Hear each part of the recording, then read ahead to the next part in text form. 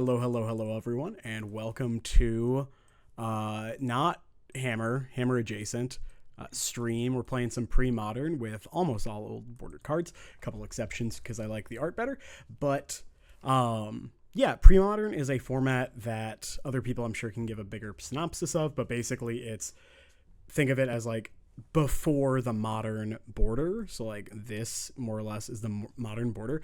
Basically, I think every card ever printed outside of like anti and like, you know, Power 9. It might be, all right, Lou, fill me in. Is it like 4th edition up till It's fourth 8th? edition to Scourge, I think. Okay, cool. So right before Is 8th. the timeline? Yeah. Perfect. Okay. So you Yeah, do because have a 8th lot was of really modern, right? powerful That's why we cards. have Blood Moon. Yeah. Yes. Yeah, that's how I remember kind of Yep. where that goes. But yeah, so it doesn't obviously, the format never gets any new cards because that's how it works. That's part of the design. But it has a lot of my childhood involved. And so I've played some like similar formats in the past, slightly different band lists. I always kind of liked it, but when you can't play it online, it's a little tough, especially since like, if I wanted to pick this up in paper, most of the deck is like kind of cheap, with the exception of like this $1,000 bill. So now that it's on Moto, it's like let's have some fun, do some nonsense with it. But since I do not have any experience playing this deck, and my friend Lou / Betameech does, I figured it'd be a great opportunity to bring him on. So, Lou, where might people know you from? I know you joined Jerry T podcast one time about not playing Hammer, which, like, I can't blame you. It wasn't specifically Hammer, be fair. It was more about how do you motivate your deck choice to match your goals. And if that goal is winning an event, you know, that probably means playing the best deck. Which, listen, there have been times where that was Hammer. You know, you and I enjoyed a nice era That's of true. Hammer when that was the case. Unfortunately, not true nowadays. Thankfully, Premodern has this great Hammer deck that is really good. So we're back on track. But yeah, I did the podcast with Jerry. You know, people who are competitive Magic players might know me. I'm a pretty, frequent RC grinder. I top aided RC Charlotte, the Underworld Breach era. Speaking of really, really broken decks, I played PT Final Fantasy in Vegas this past summer. But generally, a face you'll see around if you're someone who goes to RCs and SCG cons and things, because I'm kind of a sicko and I fly out for as many of these things as I can. But, outside of the competitive format stuff, I am also a big pre-modern enjoyer.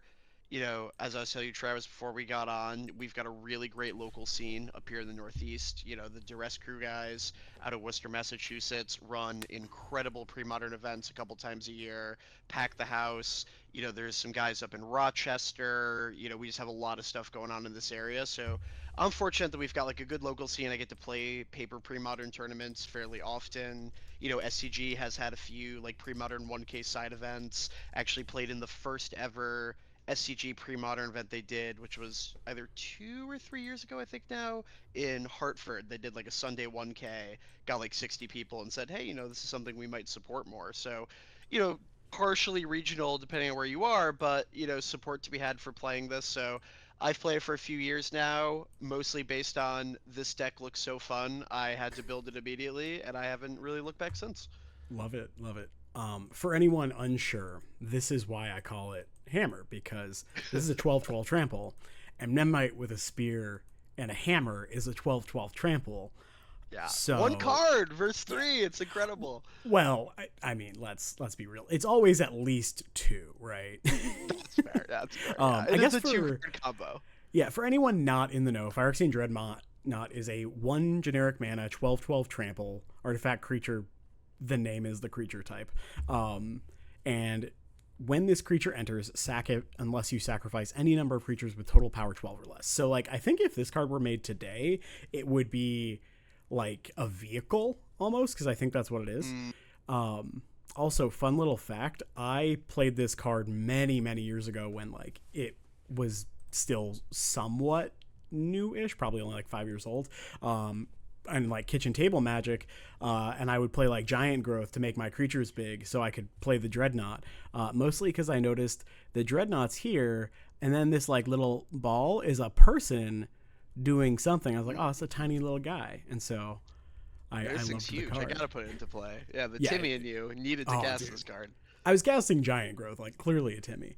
Yeah. I'm a Timmy at heart too. I feel it. Yeah, we play Hammer, right? Like, Absolutely, yeah. Pure Timmy deck um, right there. so that being said, a couple things I wanted. So basically, the AP combo in this deck is, you have the Dreadnought. How do you put the Dreadnought in play and quote unquote cheat around that trigger? And the two ways, I'll go through like my basic understanding, and if there are things you want to add, please do. So the way to do it is either Stifle, which is just a good card. It can counter an activated or triggered ability. So like not only can it tag the Dreadnought ability, so you get to keep it in play, but it also can tag like fetch lands, things like that, which is really nice. And then Vision Charm, which I think like you're gonna have to tell me more about like the relevance of this card. But the big one is target artifact phases out, which means it like quote unquote stops existing until the beginning of your next upkeep, and then it just exists again, so it doesn't come back in, it doesn't trigger anything.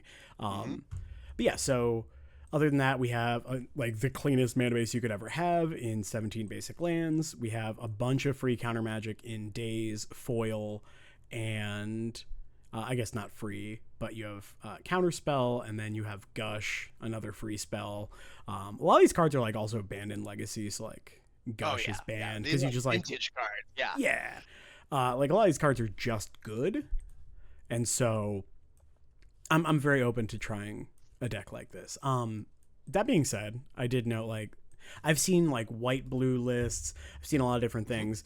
You mentioned that like we don't want to do white blue because like you don't actually get that much. I think there are a few cards to note, but in Premodern, what is the fixing? I know you have obviously your basics. You have the pain lands. You have the ally color fetch lands. Yeah, and then like the City fetches. of Brass. Yep, cities in the format. Yeah, so like you said, you've got the pain lands, full cycle of those. The fetch lands, yeah, you've got just half of them, which, is tricky. Obviously, it's always weird when a format has like half of a cycle of mana that's completed, but it's kind of is what it is in this one. And, there's no duels of any kind to fetch for here. Like you are fetching basics. Your Flooded Strand grabs you a plains or an island, so your fetches are almost like pathways, kind of. Which, hey, it's not terrible, but one of the liabilities is, this is a wasteland format, right? So It's true. being all basics is kind of nice, and there's a lot of good wasteland decks. But you do have, like I said, the City of Brass is in here. There's the name is escaping me right now, but there's a few of the like vivid style-esque lands, can tap like for a certain color. Yeah, like Gemstone Yeah. Cavern. Gemstone Caverns we've Okay. got, yep, and Undiscovered Realm that goes back to your Jesus. hand, and there's like some weird decks that play with that. Sure. You've got a lot of manlands that are in the format, those are control win conditions. And then, not fixing per se, but like some notable lands you get to play in this format. Ancient Tomb is legal. City of Brass is legal. Guy's Cradle is legal in this format. And surprisingly, the Guy's Cradle deck is not actually that good, if you can believe it. So there's How a lot dare of like you. acceleration with the mana. Mox Diamond, land adjacent, we've got in this format. That card is really good. So it's a really interesting mana situation because like your two color decks will stumble sometimes between your fetches not actually getting duels, like if you Sure. play fetches in any other format you are used to getting, right?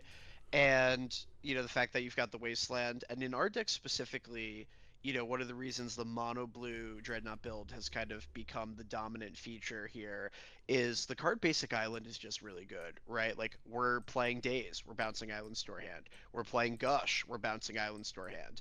We are playing Foil, that requires us to pitch an island. So you've of course got And great synergy of you Daze and you Gush, and then you pick up an island and you counter something with Foil. yeah. So these And are some really, really strong cards. real quick, because I know I didn't know what foil did. So these three free spells are Daze, costs 2, you force spike something, so counter a spell unless they pay 1. Or you can, instead of paying the mana cost, return an island to your hand. Gush is 5 mana. You draw 2 cards, or you can return 2 islands to your hand. That is the alternate cost. And then foil is 2 blue instant, counter target spell. Or instead of paying 4, you can discard an island card and another card. So it doesn't actually matter. You can discard like Powder Keg. Yes. So like doesn't for have anyone the blue not card know. restriction like Force of Will. Yeah. Yeah. Yeah, so Basic Island has, distinct synergy, right? With like three of these really nice cards in our deck. Our best draw spell, two really good pieces of stack interaction. We're a combo deck, right? We want to like Yep. jam our combo and we want to protect it. And we've got a lot of free counter spells. Let's do that. And one of the cute things about Vision Charm, which certainly doesn't read to be as good as Stifle initially, it is not as good as Stifle, but it is actually pretty good better often when it comes to comboing because you get to do this cute little interaction where on turn two, you play your Dreadnought, you phase it out with Vision Charm.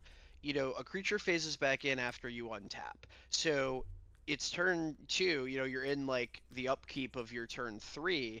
You've untapped your two islands, and you can actually use Counterspell as a piece of protection if you combo with Vision Charm. Because the Okay. first period of time they are able to interact with your Dreadnought, you have untapped. So counterspells, not necessarily a quote unquote like free piece of interaction in this deck, but you basically get to combo on two with counterspell backup because if they don't interact on the stack, your creature's, not interactable until the next turn. So the phasing out piece is actually really, really nice in that regard, at the cost of, it does come up sometimes that Sure. not being able to block is kind of a big deal. There's a lot of like aggressive creature decks that put early pressure on you that sometimes kill you around a Dreadnought. Not being able to, eat one of their attackers is a little risky there, but a lot of the time being able to phase out your Dreadnought and hold up counterspell is phenomenal.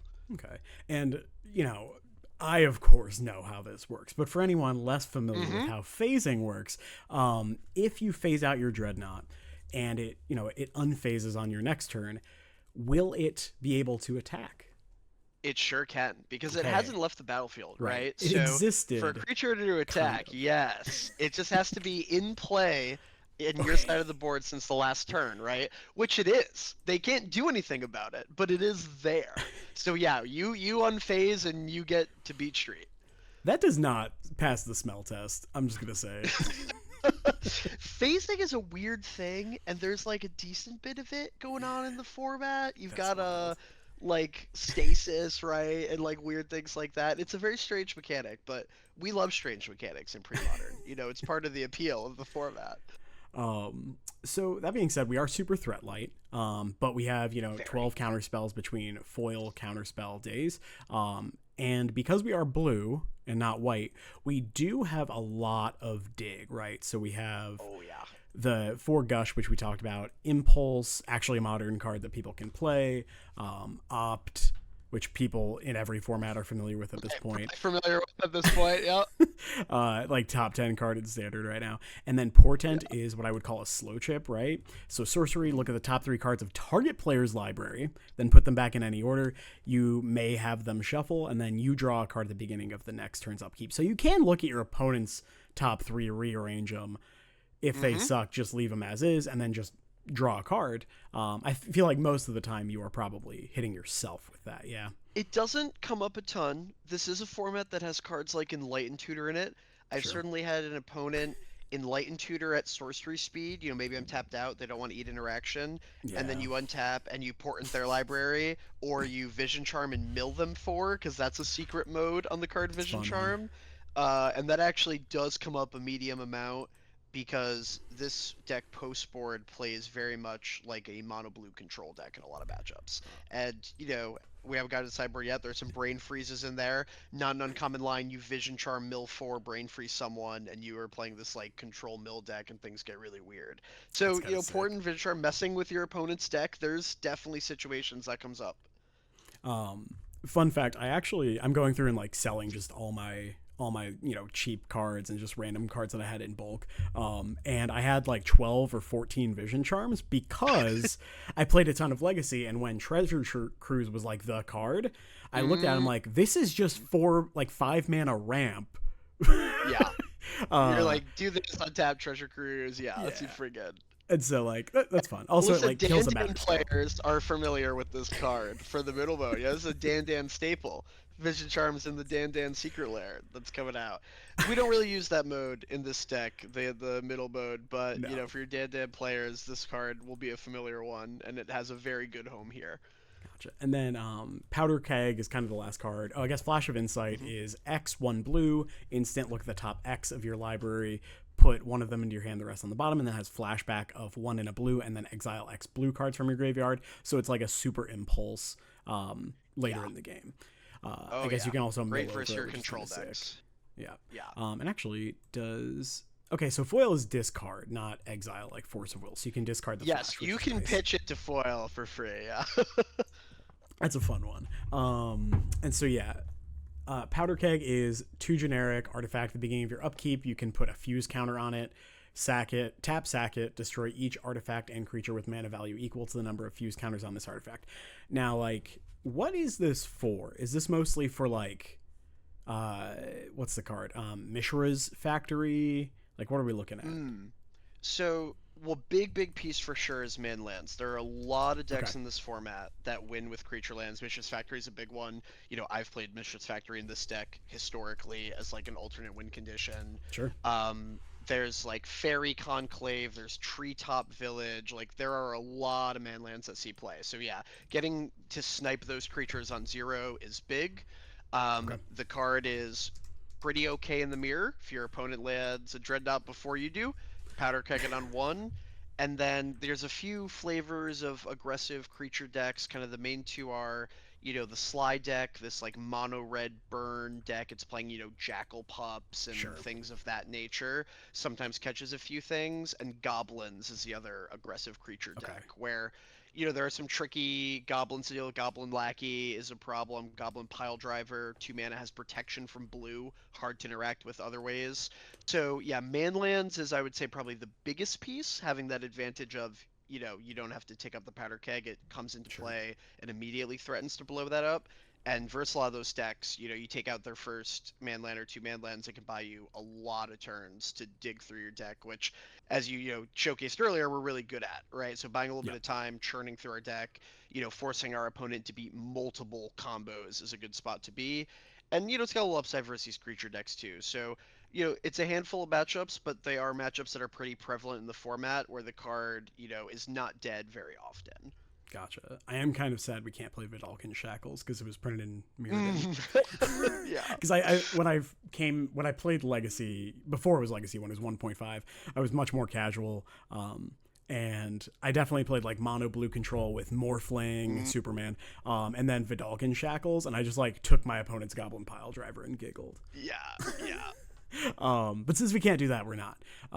So sideboard, you'll notice I have like 20 cards in here. It's because I just copy pasted a list, tweaked it to more or less what you sent me, and then left some of the cards that I was really interested in. So Null, I know you're playing a little bit more than other people. I know countering an opposing Phyrexian Dreadnought's really nice. Are there any other big targets that you're really looking at? I know a Null holds this format together. You'll notice one thing about this format is, you know, just disenchant effects, whether it's a Null on the stack or, you know, literally the card disenchant or similar ones, are all over the place because so many decks have artifact or enchantment win conditions. There's a bunch of flavors of, you know, as we have in our sideboard here, Parallax Tide control decks. Very powerful card. You know, exile all your opponent's lands, stifle the trigger, don't give them back. You know, 5 times Stone Rain them, pretty game winning. Pretty good. Answering that's important. Yep. There's multiple flavors of enchantment decks. There's like a replenish combo deck, you know, that brings a bunch of enchantments back from the yard. There's like a Words of Wind, like draw your deck, loop infinitely, enchantment combo deck. There's like Exploration, Horn of Greed, like landfall value piles that see a lot of play. There's like basically every deck has something this card's gonna hit, with the exception of like Goblins. Even Sly's got Curse Scroll in it, you know? Not that you're bringing in a Null for that matchup, but every deck basically relies on, you know, one of the real hallmarks of this format is very powerful artifacts and enchantments. So yeah, disenchant style cards are all over the place. Obviously, being in blue, a Null's kind of the option that we've got. And you know, the hardest set of matchups for Dreadnought are like the very hard control style decks, right? They've got Swords to Plowshares, they've got a bunch of disenchants, they've got a ton of counter magic, and these are often like Parallax Tide style decks. So, you know, being able to fight against important cards really efficiently on the stack is a nice place to be. Gotcha. So you're telling me that no matter what format I play, I'm soft to the hard white control decks? Yes, yep, that's not changing. Yeah, it was Solitude in one, and now it's Swords in this one. It's just, whatever. I'll move on with my life. Um, so I know Blue Elemental Blast. That's 4 red cards. Same with Hydro Blast. Yes. It's basically just always correct to split the difference in a format with Meddling Mage. Yep. Um, and then And those Essence cards are nice. Flare. The Slide deck and the Goblins Sure. decks are Oh, very that's true. popular. Very Yeah, I guess you popular. can counter a pile driver. You cannot kill. Yes, you're also Um, countering a lot of Red Blast, mostly into your Stifle. That's fair. Yeah. So yeah, those are pretty easy. Essence Flux is a card I didn't know what it does, and I still don't know why it's here because it's really bad. It's a single mana, so blue for an enchantment aura. Enchant creature. Enchant creature gets +2/+0 at the beginning of the upkeep of enchanted creatures. Basically, at the beginning of the person who controls the creature, they put a -0/-1 counter on that creature. Now, is this just cheap removal? Like, this card seems pretty So terrible. this is a card I actually had a buddy of mine, Ian, also a mass guy. The last pre-barter vet was the one who was talking about this. I also didn't know what this card did until not too long ago, and he was playing a few of them. Was telling me there's a few use cases where it is nice. It's hard to beat a resolved creature a lot of the time. Historically Okay. this deck's played Chain of Vapor. Which is a pretty powerful Yeah. card, but of course, Chain of Vapor, the creature's coming back at some point. And also, you really don't want to cast Chain of Vapor if you've already put your Dreadnought into play and things like that. So I think a lot of time this card's like killing Meddling Mage is kind of the main job that it does. It Okay. does also kill a Goblin Lackey, which Goblins is kind of a weird matchup. A lot of people tell me they think it's very Goblins favored. I think it's pretty close, but it can definitely present a challenge of, if the Goblins player on the play nut draws you with like Lackey into Siege Gang Commander into Pile Driver turn 2, like you're just dead. Sure. So this card does kill a Goblin Lackey, on the draw, which is Okay. pretty nice. So it's got some narrow cases. It's definitely an interesting card. I'm certainly not married to it, but there are some spots where it does look really good. Gotcha. Hibernation. This is for green creatures because it returns all green permanents to Yes. their owner's hands. I don't know. That one's pretty self-explanatory. Yep. Misdirection. Now, like 5 mana, you may exile a blue card from your hand rather than pay this mana cost. Change the target spell with a single target. So you can obviously I know it wins counter wars. It's probably good Mm-hmm. into those hard control decks because it can also redirect a Swords of Plowshares if they have Yep. a creature in play. Is Yeah. there anything else that we're looking at for this It's one? No, you hit the nail on the head mostly. Okay. Counter magic is kind of where it shines, just because, like you said, right, with the swords or a disenchant, your opponent does have to have a legal target. Sometimes that's a big ask. Yep. So the card is interesting. Like, it's kind of copies 5 to 6 of foil. It is definitely a little riskier. There are times it kind of rots in your hand, but there are also times where, it's just really, really insane. Especially, they go to disenchant and you eat again. A lot of these other decks have these enchantments. Sylvan Libraries, or that's another card in the format I Sure. didn't mention. Like Okay. Yeah. being able to go, okay, your disenchant's hitting your thing, and you need another piece of Dreadnought interaction does just win you the game a lot of the time. Okay. And then Brain Freeze we kind of touched on. It's for those long grindy control matchups. You just Yeah. cast a couple Yep. cantrips, Brain Freeze, mill 9, 12, 15 cards depending. That seems fine. Phyrexian Furnace is the quote unquote best and like This is our Soul Guide Lantern, yeah. can we not play Tormod script or are you better off with this? So this is the card that is kind of the choice that people make. I actually don't sideboard this card. There's not a ton of graveyard stuff, to be honest with you. It's like there is a reanimator deck. It's not super prevalent, and really they're just kind of doing a slower thing than what you're doing. Like you Yeah. are the best cheap big thing into play deck, and That's so what they're it seemed putting in like. 7/7s. You're you're dead, Ooh. you know. Yeah, they're not Um, reanimating Gristlebrand. They're reanimating a yeah, Chroma. no, Nishoba Brawler, or not a show, Nishoba. What's the other one? Brawler's Phantom the newer Nishoba. one, the 7/7. Yeah, Phantom yeah, yeah, Nishoba, Phantom yeah. I love Nishoba. that Yep, card. yep. A Okay. Chroma, like one of the early Chromas is in there. Yeah. Yeah, not these ridiculous Atraxa Grizzlebrand things we see in other more powerful reanimate decks. And then Sabo's Web is 2. I know what this card does because I played a lot of Legacy with Wasteland and Rashad in my deck. Sabo's Web is 2 generic artifact. When this artifact enters, draw a card. Each land with an activated ability that isn't a mana ability doesn't untap. Now, this is obviously a more niche tool. Is there anything specific you're looking to hit, like any archetypes or just decks that have lots of like man lands? Yeah, so the manland decks, which is mostly the control stuff. A lot Mm-hmm. of decks employ manlands, but with control, a lot of times that is kind of the only way that they kill you. Sure. And so this card is sort of a must answer from them to actually end the game. And it enters, you draw a card, replaces itself at a floor, right? And one of the Sure. things this Dreadnought deck really likes to do, as most combo decks like to do, is sort of force interaction on things that are not your win condition, right? Yep. So I am trying to, put you in a tricky bind of you have to do something about this card at some point, and then that's going to give me kind of my kind of window. So yeah, really nice versus these sort of manland decks. Obviously, we don't care about Wasteland. Port can sometimes be a little tricky. We're pretty light on lands, 17. We're a low curve cantrip heavy deck. Port is in the format and sees a fair bit of play. So there are definitely a lot of pretty high power lands this thing hits. Pretty nice card. Sure. Yeah, just when we're talking about our mana curve, I'm just like, all right, well, Yeah, this is yeah. It's one, two. this Two is is the top. Yeah. zero. Don't get baited Uh, by the fours and fives up there. Those are not real. I have hard cast some gushes. It does happen, but sure. it's not the usual.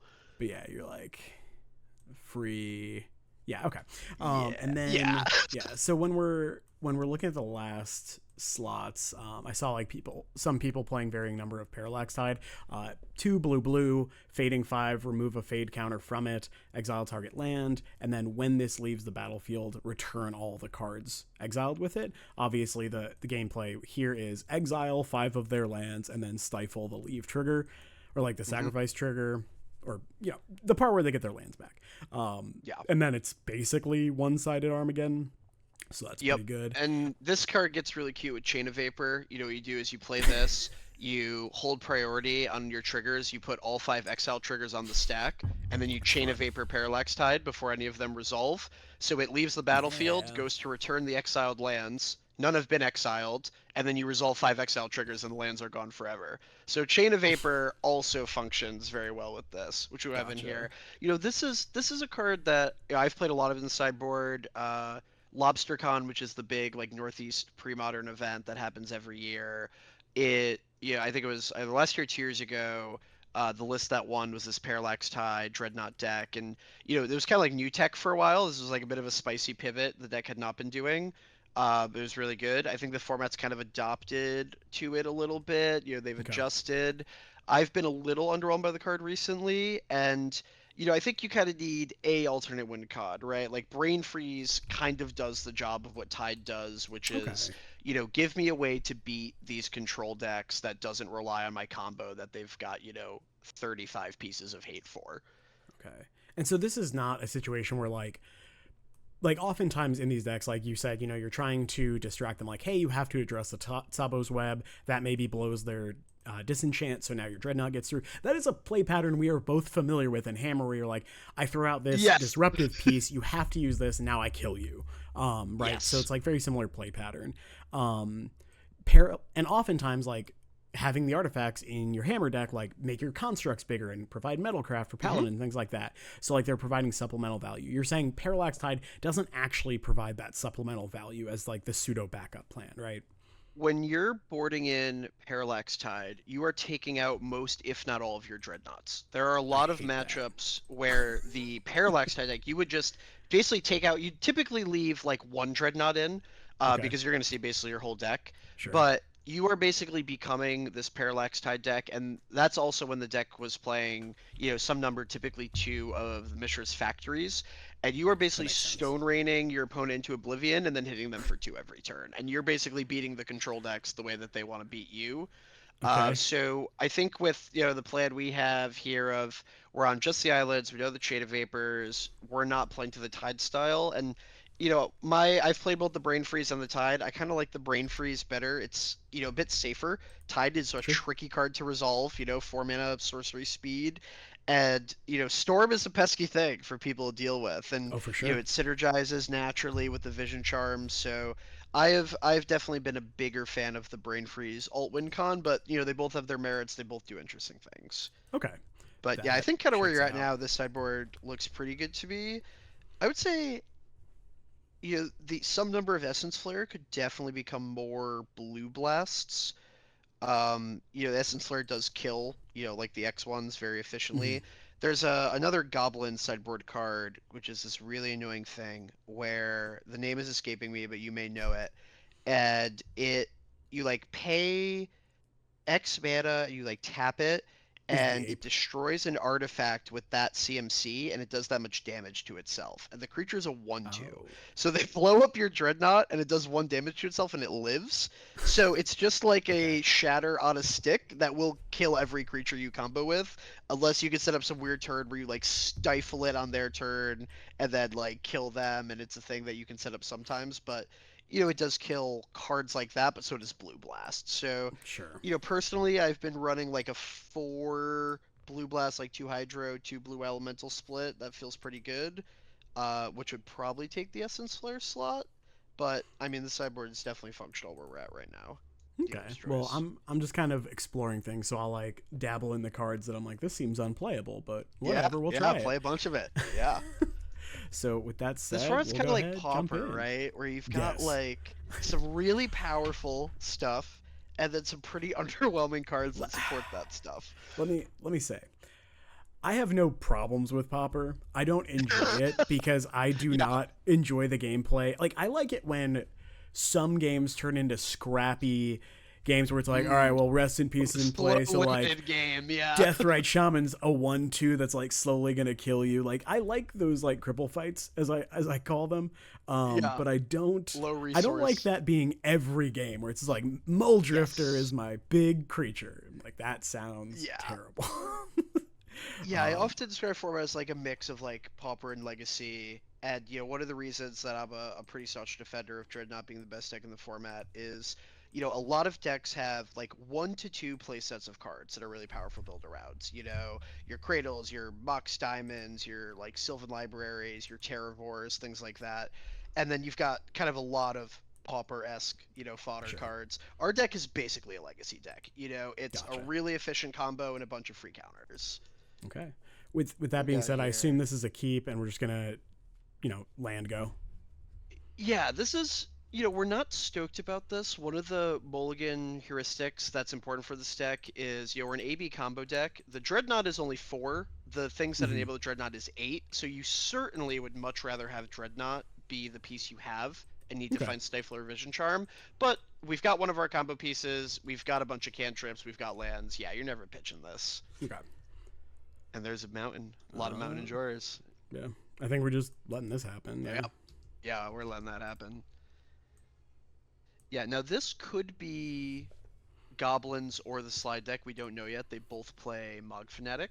Sure. The Goblins deck is a bit trickier.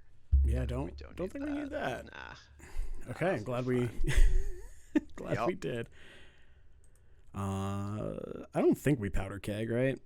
No, I'm really interested in impulsing. Okay. Like game 1, these decks are just not good at answering a resolved Dreadnought. Sure. I think hitting a Dreadnought here is pretty akin to game winning off this impulse. Okay. I Seeing like the that. Bloodstained Mire inclines me to think Goblins. Sure. What lands are they getting from the Bloodstained So Mire? Do they play swamps? some builds do. Goblins exist in literally every flavor in this format, like Awesome. from mono red to red with literally every color pairing. So this could definitely be like a Rakdos Goblins. It could just be mono red. I think we're just taking We've hit counterspell, right? Yep, I'm happy with the counter spell. We don't really need backup combo enablers here. Cool. All right. This is a pretty slow start though for whatever they're Yeah. doing. All right. Land go. We'll land go control. Mono blue, baby. Mono blue. Yeah, absolutely not the fastest start in the world for us, although neither for our opponent. Okay, yeah, nice. This is the slide deck. Yeah. This is good for us. Yeah. Post board, this is a deck that brings in, some shatter effects and a big old pile of red blasts, but Sure. we have our own tools as well. This is, a big reason this deck is really well positioned in Premodern is the slide deck is also very good. You know, it's a strong deck. It's very popular. It's a very cheap deck, right? So if you play paper Premodern events, a lot of people are rolling up with this. Yep. You know, not unlike Modern Burn for a while. Yeah. And you are like the worst matchup for this deck. Yeah, let's get that out of there. No.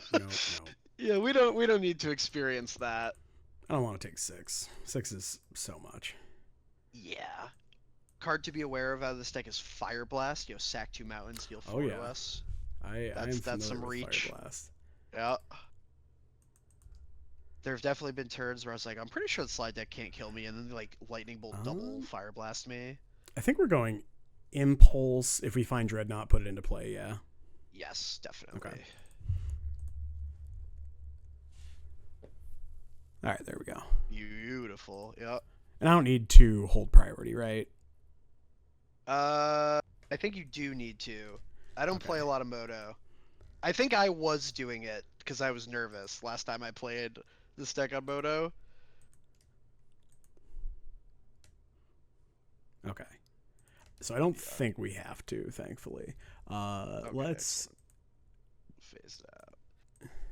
Yeah, now this is a deck, right, where if our opponent had a bit of a faster, more aggressive start, you know, if that ball lightning resolved even, you know, being phased out here could put us in a bit of a tricky spot. We do have to hit them twice, you know, so we're theoretically going to attack 3 times. We're at 14. They've got 3 cards. They've got the Mog Fanatic. You know, you have a Powder Keg that's going to, you know, answer something on the board potentially, although obviously now, you know, we're certainly not doing it for 1 per scroll. Okay. I think it's fine, right? Yeah. Yeah, we're fine with that.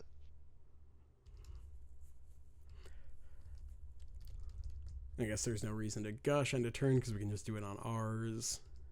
Yep. Always free to do, especially with a Flash of Insight. There are times where it's like, if you don't know that you can use the mana you float off the islands, but we can use that. Do we want to gush to hope to find a counter I'm spell? I'm open to a gush for tapped at foil here. Okay. Our opponent's down to 1 card in hand. You know, we just want to make it as hard as possible for him to kill us. There we go. And there it is. All right. Yep. And I'm thinking the Powder Keg. Thinking the Powder Keg. Or I guess the Flash, right? I think the Powder. I mean, Flash is usable. I guess it depends if we ever think we're casting the front side of this Flash of Insight. I don't think we see are. our next turn being. Oh, just like I think both 3. are fine. Yeah. All right, discard that. I think the Powder Keg is not impacting the game at this point because you know we're at least 3 turns away from its relevance, and we're hoping the game's over by then. Okay. I think this is fine. Do we want to gush again? I don't think so. I don't think we need to. Okay. Yeah. We're okay. Okay, so we attack them for 12. Maybe they block. Well, that's a fun one. Blocking with Jackal Pup notably does not save them any points of health. No, they just take 12. But yeah, I mean, in no world are we blocking, right? Yeah, they have 0 cards. We're never blocking, yeah. If you have to start blocking with your Dreadnought, the game's taking a disastrous turn. Yes, Oinkster, I am playing blue cards. They're blue cards, but in the way that like Hammer played blue cards. Yeah, you know, like Spell Pierce. Yeah. And I actually have like played Mono Blue Control in the past, so this is not actually that. Yeah, this will be a good melding of worlds for you then. Yeah. Exactly. This is both. All right, so they do have a Lava Dart in the yard, so we're effectively at 9. Mog Fanatic puts us at 8. You know, they're going to Curse Scroll shock us. They know exactly if what it they is. have exactly Fire Blast, I think we die. No, I don't think so, right? This puts us to 8. Fire Blast puts us to 4. They can put us to 2. Okay. Not dead. Yeah, they're right, well, I would like to attack them. Yeah, I agree. Some high-level gameplay. They're going to take some game actions, though. Okay. They're going to show us it was close. All right, well, okay. They saw the line. Saw the line of me going. Ooh, that's right. We could have played the other Dreadnought, sacked the first Dreadnought to have the blocker, right?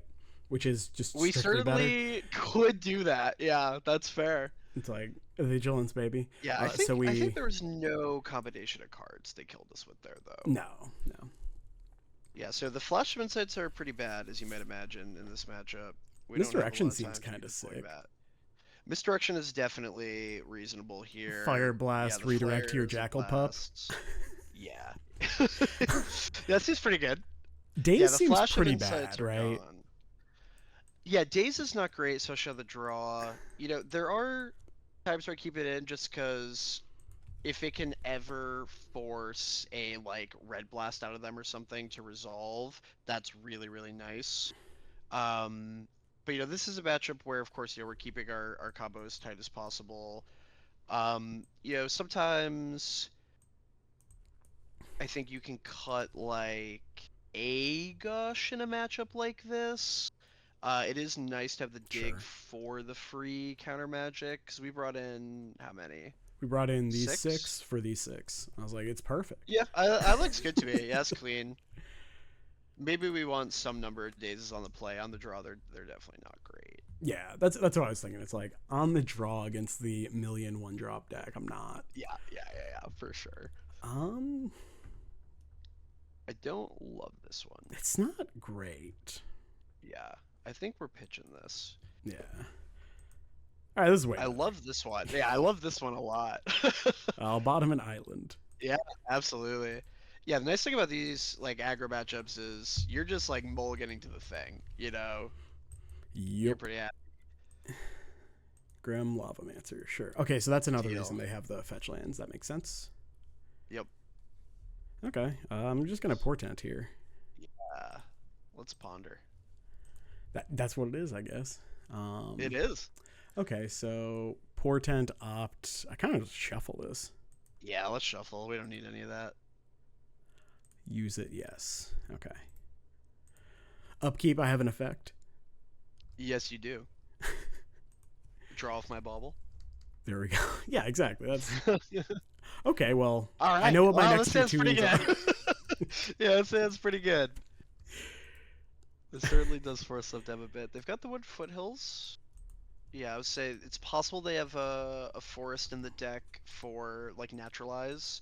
Sure. But there are some mono red like shatter effects, and Yeah. I think typically this deck mostly relies on like a big pile of red blast that you know clearly they're representing. But Sure. we're pretty happy to run a card into it. Pow. Don't do it. Oh, they didn't do it. I was like, don't red blast me. Nice.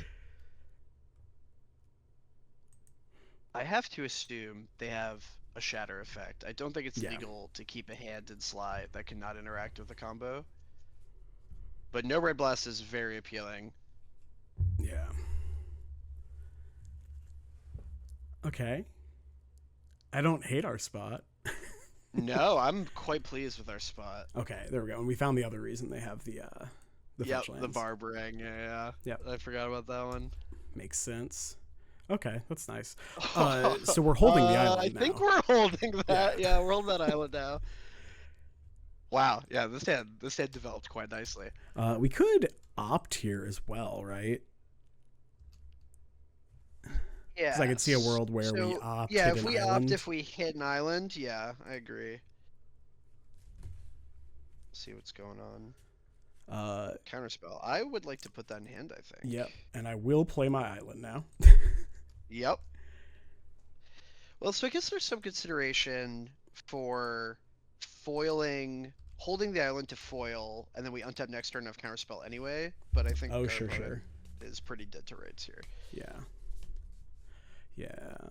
Okay. Yeah, Where are they going? deal. 2 upstairs. Yeah, this is just hammer. Yeah. Yep. With Ball free counter lightning. magic. No. I think. Wait. Hold on. Well. Let's see, so they can only fire blast us once at most, right? Right. So we're looking at 6, 7, 10, 8, 9, 10, 11, 12, I think 13, we can take 14? this hit. No, we can die if they have fire blast, right? They Well, we just counter attack the fire us. blast. Oh, sure. Yeah. All right. Yeah.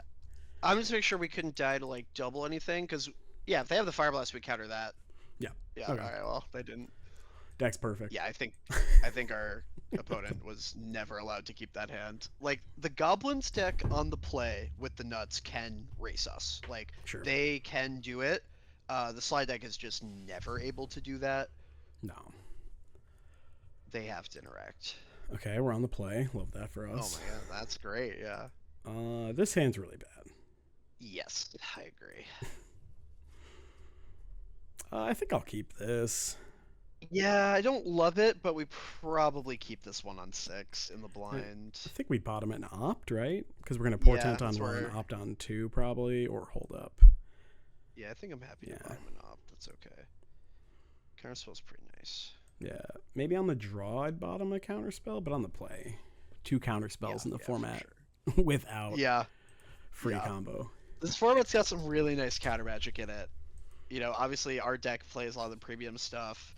There is Force Spike. There are some control decks that play Force Spike. Ooh, love me a Force Spike. What else? Miscalculation, I think we've Yeah, got in this format. miscalc is legal for sure. Yep. Yeah, I have looked into some builds of this deck that run like even more counter magic effects game 1, just like streamlining as much as possible. The other ones do like once you play counter magic that we're not playing, the quality does drop off pretty tremendously though. I would assume so. Yeah, we've got the good stuff. I kind of like the impulse. Yeah, I think we're keeping this. So what do you want? You're wanting to keep both Stifle and Impulse? Yeah, I guess. Yeah, well, we have because we just rearrange. So yeah, so Island, Stifle, Impulse. Because it doesn't really matter, right?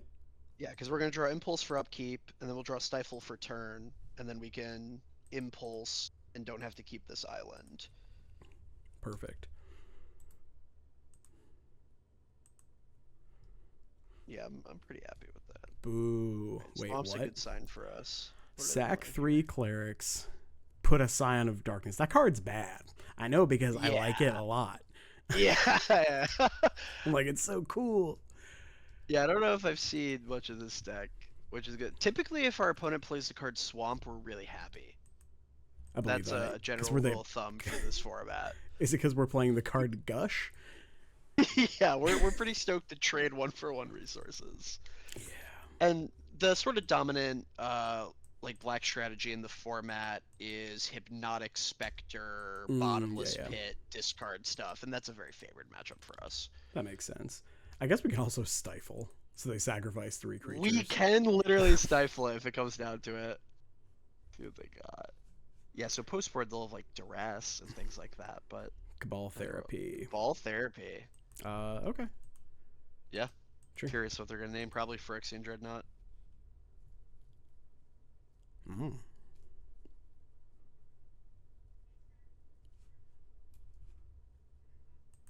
Yeah, they named Phyrexian Dreadnought. Haha, you fool. Makes sense. -1 card to our opponent. Huge fan. All right, let's Impulse here. Beautiful. I'm going to take that one. Yeah, I agree. Hopefully we hit a land here. Vision Charm would actually be a really nice draw, too. Ooh, yeah. Yeah, there's no Fatal Push, but there is Innocent Blood. Yep. Yeah, I'm not sure how fleshed out the removal suite in these decks are game was. Definitely not this version. Not bad. Are we just shoving here? Like, I don't feel the need to. I think we certainly don't have to. I'm pretty okay to play land and opt.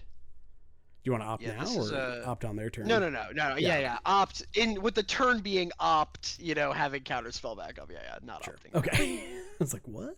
Yeah. No. We don't have to do that. Yeah, because if we just have another not unlike land, Hammer. Yeah. Right. If we have another land, we just go. It's a pick your spot deck. Yeah, we can just go Dreadnought, Stifle the Trigger, hold Counterspell. That's pretty good. We're stoked. Yeah, you know, it's like with most combo decks, right? You ask yourself that question of like, you know, are things getting better or worse for me? And, you know, we're under no pressure and we have like a face-up protected combo with a lot of draws. Yeah, we're very happy to hold. I can't believe you would say this 1/1 is no pressure. It's getting there. We're being unflipped Delvered right now. 18 turn clock. I think we counter this because this one I'd like to they know we have 2 counter spells. Yeah, they will take counterspell at a minimum, yeah. Priest of Gix, sure. Okay. That's Their dark ring. exciting. It is Like I'm exciting. so tempted. It's tempting, but we get. Now, if we had 2 stifles, I'm with you. Okay. Sure. All right, I would like to opt.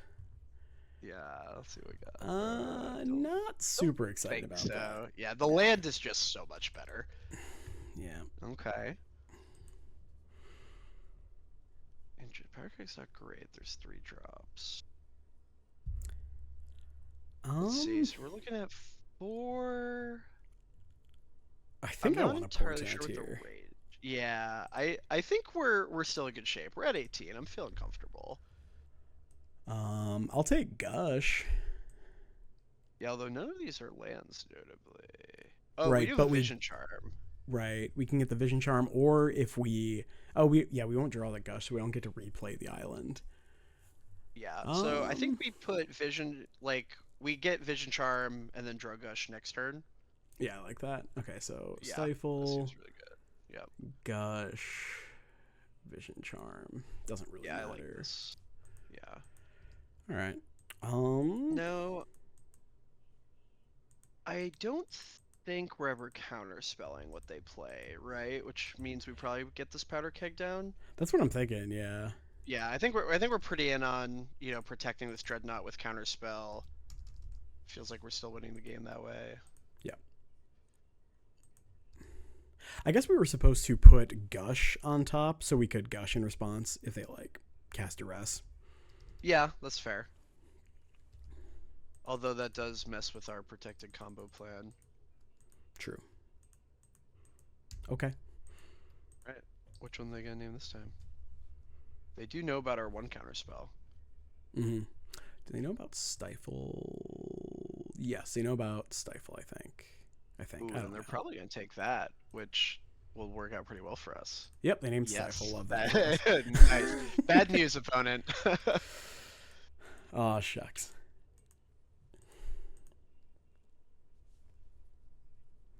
Well, I'm definitely getting the Dreadnought down this turn. Yeah. Withered Wretch. So they're probably actually just flashing back the therapy, right? It's true, they do get to do that. And they probably just play. I'm happy we have a powder keg. Yeah. Okay, that's surprising. Yes, I will put a counter on it. All right, well, I'm gonna do this. Yeah. I guess I was supposed to Gush first, right? Since we're doing that no matter what. Yeah. Are we doing that no matter what? Yes. Yeah, because we get the extra I land agree. draw. Yeah, we have to, yeah.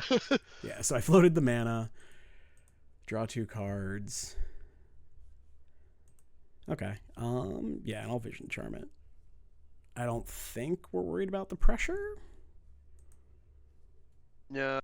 Well, actually, I think I do like Stifling, right? Because then we have the Vision Charm as additional defense. Oh, yeah. Yep. Definitely. I agree. Okay. Yeah, so now we don't have to counterspell. Yeah, that's pretty big, actually. Yep, all right. Oh, I forgot we had the floating mana. Yeah, this is Yeah. I floated the mana so that I could gush. Yep. I was like, wait. Oh, what a deck. Yeah. It is very hammer coded, in fact. Oh, incredibly so, yeah. Big guy. Big guy. Built-in trample. Yeah, it's nice. Who needs a spear? It's nice. Man, but if we had a spear, that's so much life. But if we had a spear. If we did. So they know about the counter spell. I think they know about everything. Yeah, they know about both. I think we just let it go. Yeah, let it happen, right? They can dealer's choice. We protect it with the other one. Mm-hmm.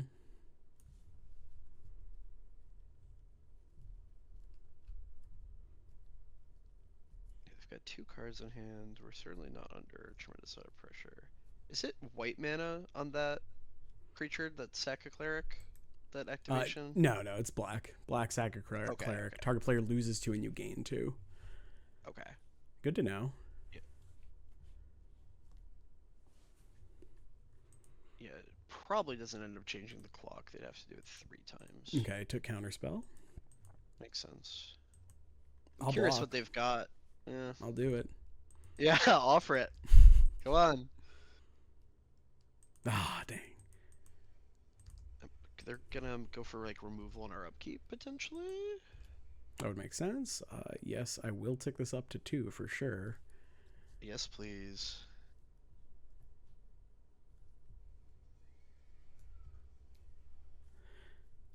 Yes. Smart of our opponent to sack the 3-drop, leave the alternate mana costs. This heads up. Yeah. Oh, love that. All right, Not mad about that. Yeah. Yeah, I will attack for 2. Or 12. 2 plus 10. Yeah. That's a better number. Yeah, yeah. The hammer's on it already, Travis. You don't have to put the hammer on it. Our paladin's wielding hammer. It's pre-hammered. Yeah. It's like me in college. That's probably what the modern deck would need to be viable nowadays, I think. A Dreadnought would be so sick. Well, just any pre-hammered creature. Sure. Yeah. Yeah, so Dreadnought. That's fine. Hey, I'll take it. Yeah. You know, I'm an abolish the reserve list fan. I own a lot of reserve list cards. I would still like them to be cheaper. I'd like them to print more foils. I want foil dual lands. I'm a foil gamer. Abolish it. All right. Yeah, I'll take 4. Deal. Question is, are we taking up the powder keg? I think the answer is yes, because the 3 I think we want to kill that 3-drop. Yeah, that seems way more threatening. You know, we don't care about our graveyard. I mean, we've got the Flash of Insights, but not what the game's about. Not often you take a powder keg to 3, I will tell you that. All right, Dark Writ. Another legacy power level card we get in this format. Card's very good.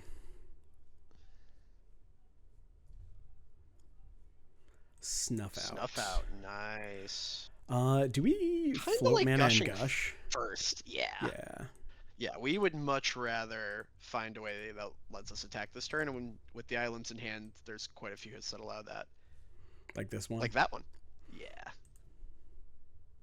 I will discard 2 islands. We've protected our hammer creature with our free card draw spell into our free counter spell. We've spent 0 mana so far. Love that for us. Yeah. Okay. Yeah, Snuff Out is pretty premier removal in the format. Card's nice. I don't know. Nothing. So I like the misdirects because they will very likely have creatures in play to misdirect to Snuff Out too. But can't be black creature, right? Does Snuff Out specify that? I think it does. Snuff Out. Destroy target non-black creature. Oh, good catch. Yeah, it might be nothing. Like I was like maybe an Essence Flare. The thing is, it does buff their attack. That seems so pretty bad. I don't know. Yeah, I don't know if it's actually buying us a lot of time. Maybe if we see something funky game 2, where we're like, oh, we really want Essence for that. But yeah, I think we can run back this list. Yeah, I mean, I don't want any of these, so. No. Yeah. You know, not a lot for the mono black clerics matchup. I can't believe it. Yeah, yeah. Skill issue. It's like, you know, you go to the RC round 1, your opponent's playing something, you're like, this is not on my sideboard guide. I don't know what's going on here. Not on the bingo sheet. It's like when I play the modern RCs and my opponents look at their sideboard guides, I'm like very confused. They don't have you anymore. Yeah. I'm like, what? It's a real timeline check for sure. Yeah, I'm gonna keep this. This hand is really interesting. We will find on the draw, I think I'm with you. I mean, we came here to do a thing, right? In this hand, Exactly. You know. And like I said before, having Dreadnought is by far the better combo piece have to have. Exactly. We have See, so you many get hits it. to find the other. Yeah. There you go. See? Oh, and we drew a land. Me. You're whitelisted. I choose me. Yeah. Oh. I think it'd be a shuffle. Not. Yeah, I think probably not. I knew there were lands on the top. hardcast, gosh. Yeah, apparently you did. That was 17, so you know that's 5 of the 17 lands, 6 of the 17 lands. There you go. Who knows? It could have been the same one. Land 3, we're pretty happy to have. Past land 3, I mean, land 4, you know, is a combo plus counterspell. 3's kind of where you want to wind up. Yeah, I don't know. I don't think Hymn to Turok is legal, is it? Hymn to Torok. I don't think so. Because I I think think that's it old was. school. Yeah, and It middle is legal in school. old school. Yeah, it's legal in like all the other, Ooh, for no offense to you, Travis, the boomer formats, I'm gonna none say. taken. Oh, I'm gonna counter You did say you this. were playing, Type 1.5 and not Legacy, so you qualified yourself. I think we um. resolve that one probably and counter whatever this man is going into. Yeah, sure. It's a 2-1. Whatever they're playing is gonna have at least that kind of clock. Yeah, this one for sure. Yeah, I don't know what that card does, so I don't want it to resolve. At the beginning of your upkeep, you draw X cards and lose X life, where X is the number of zombies you control. So it's like a one-sided Howling Mine right now. Yeah, let's get that out of here. Discard an island and A probably gush. a gush. Yeah. Sadly. Having the foil's nice. Our opponent is down to 1 card in hand. It's pretty big.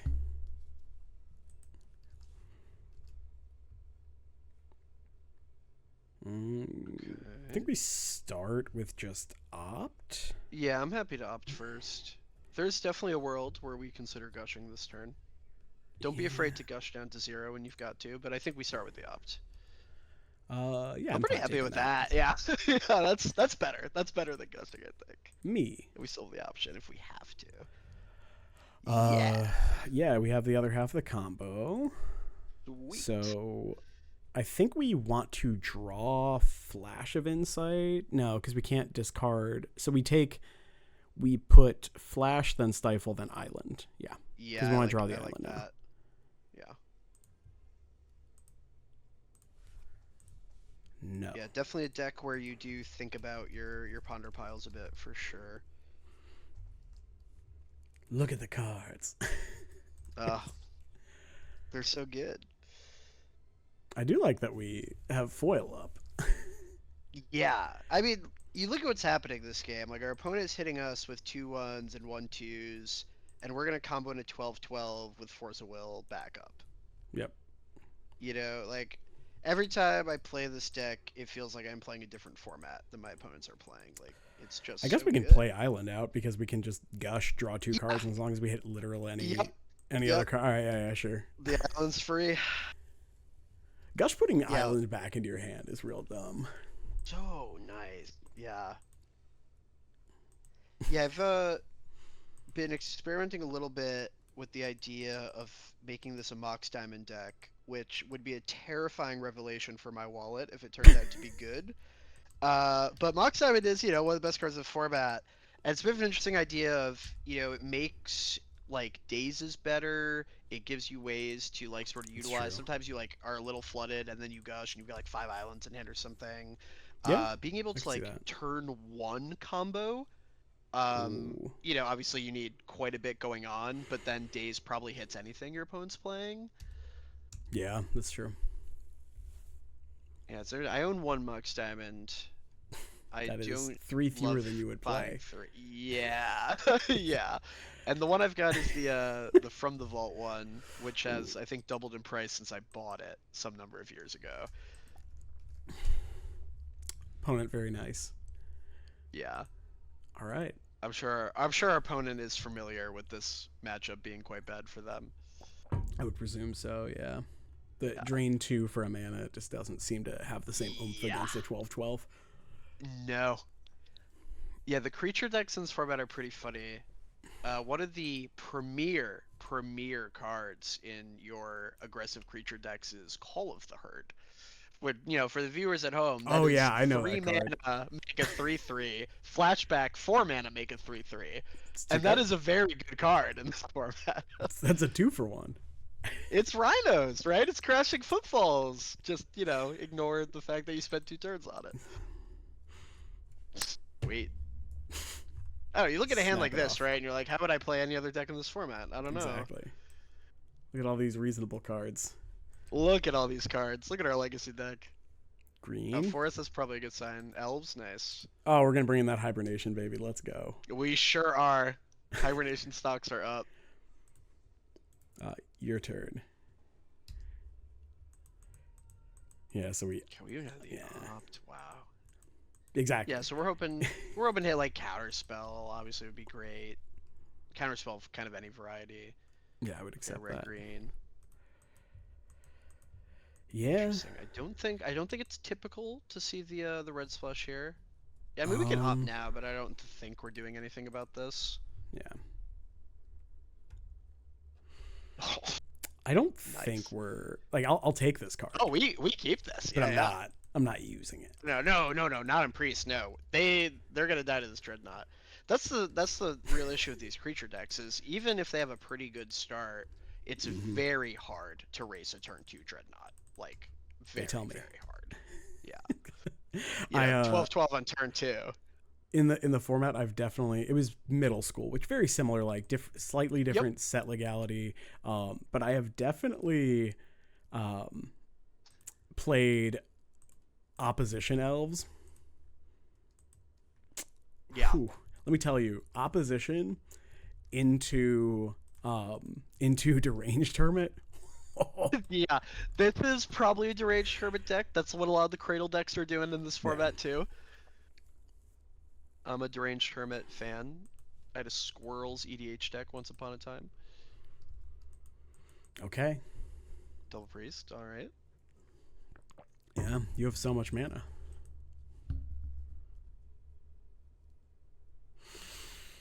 Survival. That is probably something we want to foil. Yeah. Because odds are they have a disenchant creature. There's a Nantuko something or other is a morph disenchant that the survival of the Fist decks tend to play. That's a problem for us. I think it's Powder Keg. I think Powder Keg's too slow. Yeah, I agree. Yeah, if we didn't have combo and we'd played it on 2, it's fine. Yeah, survival's great. Yeah. Green is quite powerful. Wait. They played a second one. Oh, okay. Yeah. I was so confused for a second. No, you didn't miss Well, we can live with that because they're not doing anything this turn. All right. Bingo. Okay, so attack for 12, I guess, is the start. Yeah, we're always starting there. They also only have 1 card in hand. It's true. Quern Ranger returns a forest to untap right? A creature, not pick up. Okay, yeah. Yeah, I think we can play that one for free because we have Gush to get Islands back in hand. Yeah, let me just pass here. Passing. Yeah. Yeah, I think if they activate survival, we're trying to dig for the stifle.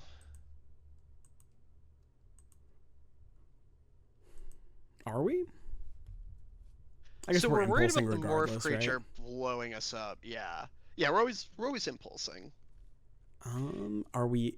Yeah, I guess so.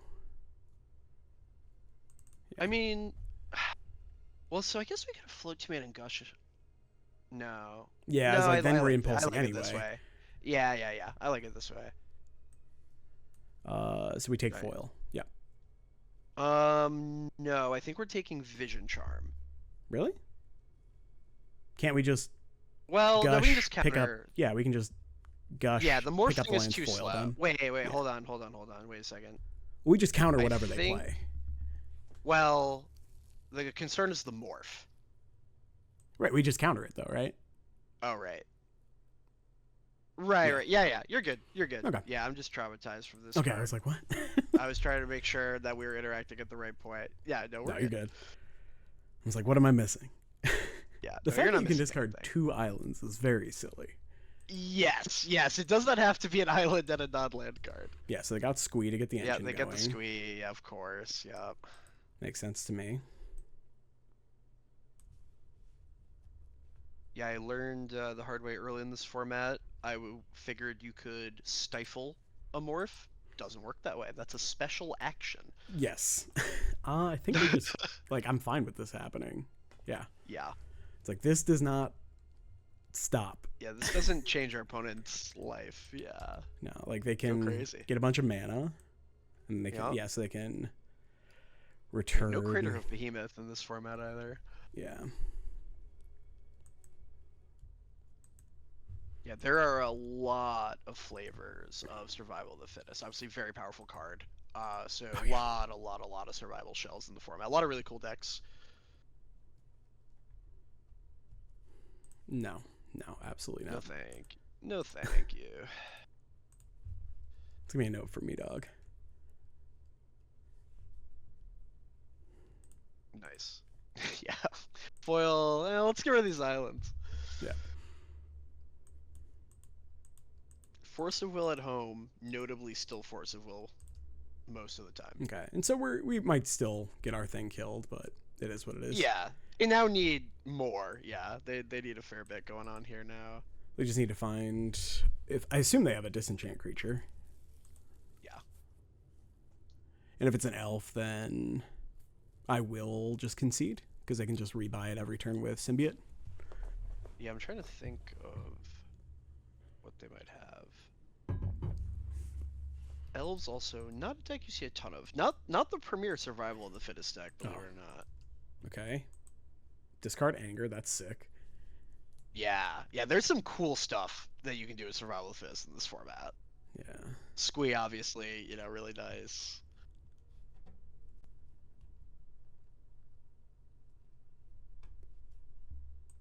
There's like Birds of Paradise, like toolboxy survival deck that's pretty cool. Okay. Yeah, the Nantuko Vigilante. Right. But they cannot bounce the Nantuko, so...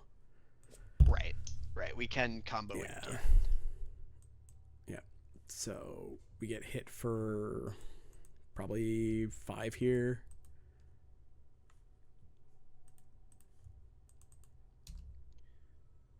Stifle? Yeah, that's not gonna do it. Yep. All right. Fair enough. They had enough. Yep. Yeah. Double survival with double answer, definitely tricky. The hibernation, the annuls, I think we're pretty happy about. Yep. I think maybe Essence Flare. But I don't think so. Interesting. Kills the priest? The Essence Flare might be kind of nice. I guess let's look at what we're cutting. I think the Flesh Insights are not great. Okay. I feel like trimming a couple days is probably good. Yeah, I like to keep some. Well, on the play, maybe even keep all. They do really like running out survival, but true. They're an elf deck. They do generate extra mana. I think we can cut some number of those. I think like 2 probably. Is there a world where trimming any foils? Seems sketchy. I think so. I've done that in the past. I have a buddy of mine who also has a fair bit of time on this deck, and I know he's a religiously, 4 foil all the time, no matter what kind of guy. Sure. And it's a card that I've liked. I like those cuts for those. Question is, do we want all 4 annul? Maybe not. I sideboard 3 in my list, so I always do 3. 3 seems reasonable. Yeah, the Essence Flare is interesting. Yeah, sounds great. Yeah, so imagine they're bringing in some disenchant stuff. Yeah.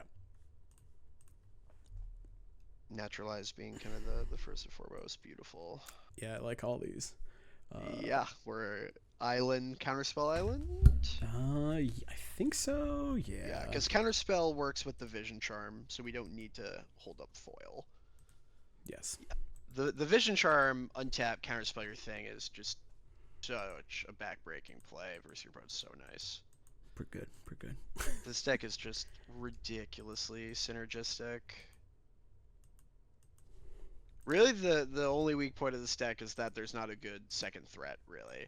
4 Dreadnoughts is certainly a limited number. Yeah, I was like, Rainbow Efreet? Yeah.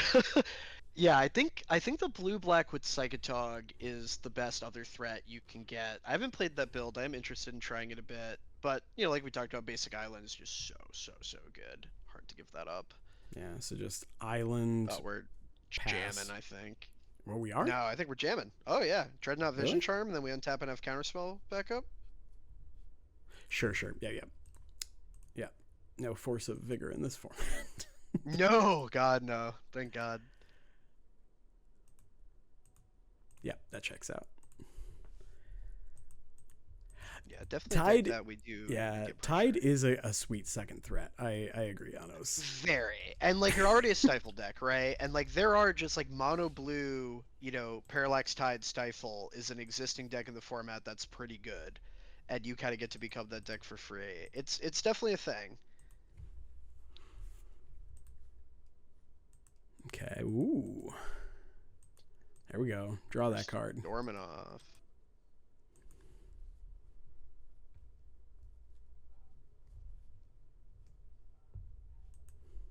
Return Multani's Acolyte. That's a combo. Play out the Acolyte again. Draw a card, and then Glimpse of Nature at home. And then return the Acolyte on my turn, probably. I want to block. He's there. I see him. Yeah. Yeah, the fact that I didn't play Survivalist turn, I'm pretty stoked. Yeah, I'm just going to attack for 12 and not even play a land, I think. I agree. So we can hold it for foil. All right. Double protection backup. We can trip if they don't do anything, which is unlikely. I'm yet to brew my blue machine gun deck for Premodern mono blue Tide plus Hank of Mishra. That's so sick. That's a fun one. Yeah, blue is a great color to be playing in Premodern. I support this. Yeah. And also every single other format. Yeah. Standard has shown us anything this year. Yeah.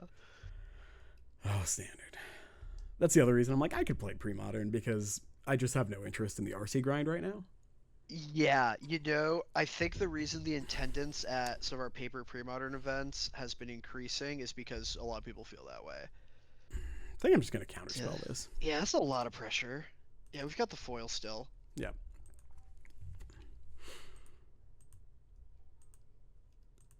And I'm pretty happy forcing our opponent to have like double interaction here, which I find unlikely.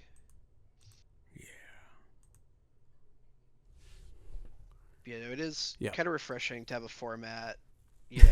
There's consistency, but it's still pretty interesting. Like you could go, if you were to go to a big Premodern event, there would be 12 decks that you could expect to win it and not be surprised. That's sweet. Yeah. People are like, oh, will the format get better or worse with more attention? I'm like, worse. They always get worse with more attention. Yeah, unfortunately, worse, I'm sure. Yeah, I like this. Essence Flare's in on the draw. Yeah, I think the days are pretty bad on draw. Yep. Oh, I'm with you.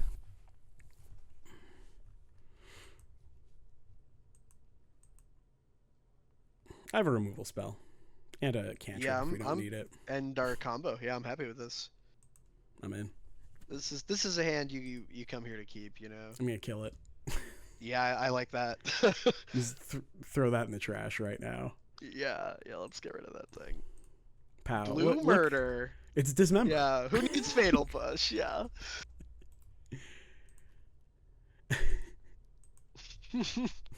So yeah, notably that thing being in play doesn't really let us Essence Flare any Elves anyway, so exactly. I'm happy to get that thing gone. Yeah.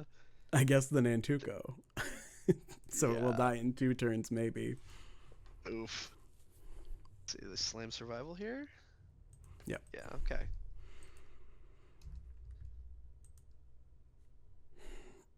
Alright. I'm gonna shove. Yeah. Yeah, I'm not sure this one is getting better. I like shoving and then trying to find a way to protect it from whatever they're doing. Yep. Agreed. If they play interaction, I think we're gushing. Yes. Just see what happens. Every time. Korean Ranger, sure. Mm-hmm. The mountain's kind of rough here. Yeah. Yeah. Like, look how bad this mana is, right? Like, ooh, basic mountain? Okay. Naturalize. All right, let's gush. Yeah. Give me a foil. Damn. Ooh, okay. I accept.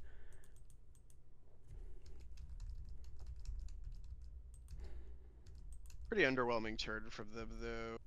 Oh, 1 too deep. So close. So close. Oh, my heart. I mean, I think we want Counterspell and Dreadnought, so... Yeah, that's what I'm thinking.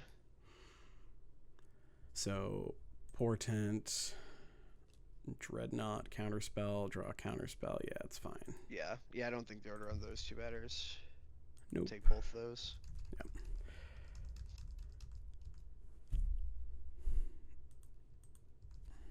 I do like potentially having the option to hibernate. Oh, they're real stuck over there. Love that for us. Yep. Is this a priest? I might tag it. Let's see what we got. So yeah, they're not doing much. I'm with you, I think.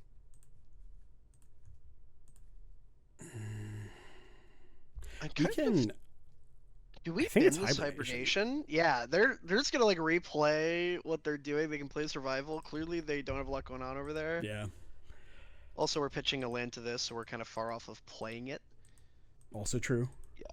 Yeah, I think we are hoping to like impulse and then combo. Yeah. Agreed. So they're probably survivaling here. Yeah, binning squee, I imagine. Oh. So they're probably grabbing squee here. Oh, now they can attack with their dryad. Okay, grabbing another priest. Yeah, they want the mana. I will say no to the priest. Yeah, priest with anger in play. Priest with anger and query in range are like, nah. Yeah. no, I'm good. We've seen enough of that.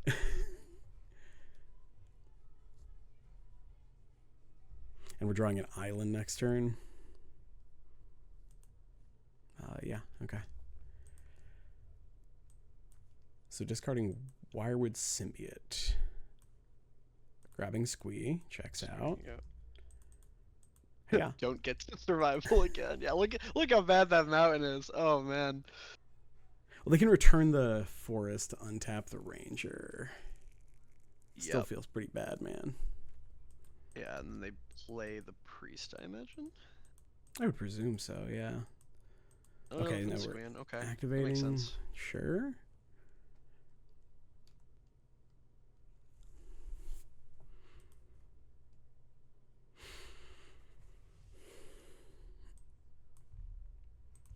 Grabbing another priest. Interesting. All right, so let's impulse. Yeah, I love getting to impulse this turn. Yeah.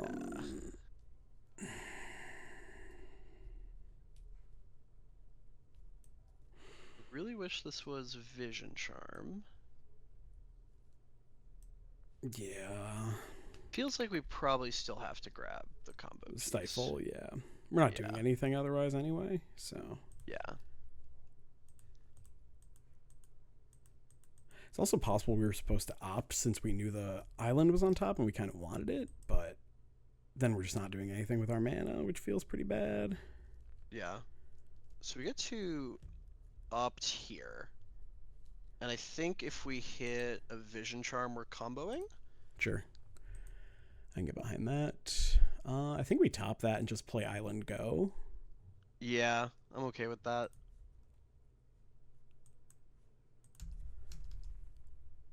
Yeah, and now if they... Like, so look at the squee back. Yep. They can play Priest.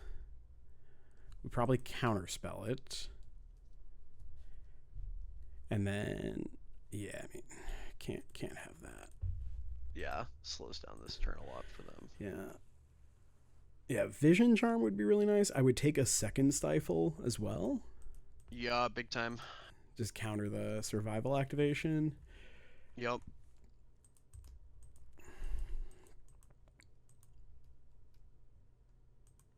Yep.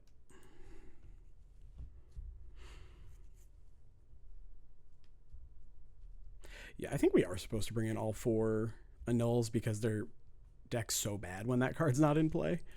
Yeah, that seems very reasonable to me. I think we impulse first, probably? Yeah.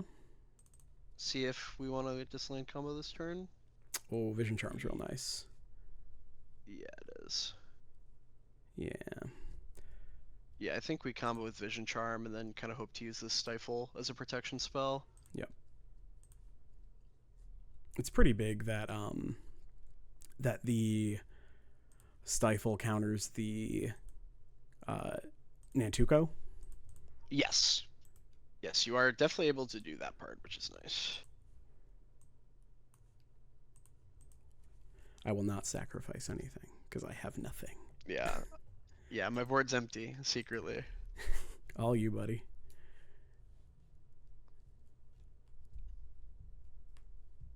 Okay, we knew about the Finthorn. Yep. They're gonna do a I whole hate bunch all of that. stuff. Yeah, so they Yep. have that. Probably get the deranged hermit.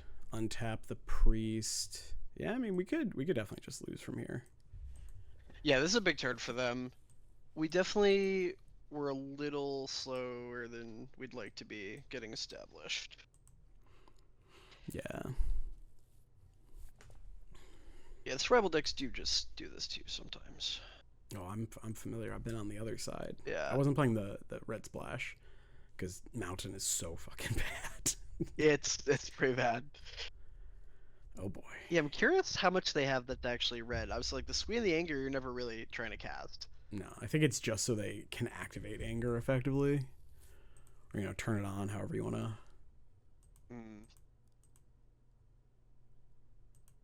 Yeah, I don't know. Okay. I feel like I normally see this deck without anger, and it looks fun. Yeah, it is.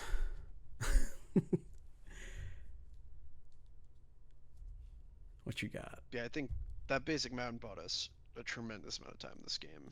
Yeah, not being able to survival multiple times is huge. Of course, now them being able to anger is really big game, but Yeah. I think if this they turn, absolutely. I think if they had just had more force in play, this would have just happened multiple turns sooner. Okay, yep, they're doing the vigilante. Yep. What? I don't like that. Yeah, that's a terrifying art. Gross. What is that from? Onslaught? Really? I guess they didn't print tokens back in the day, so.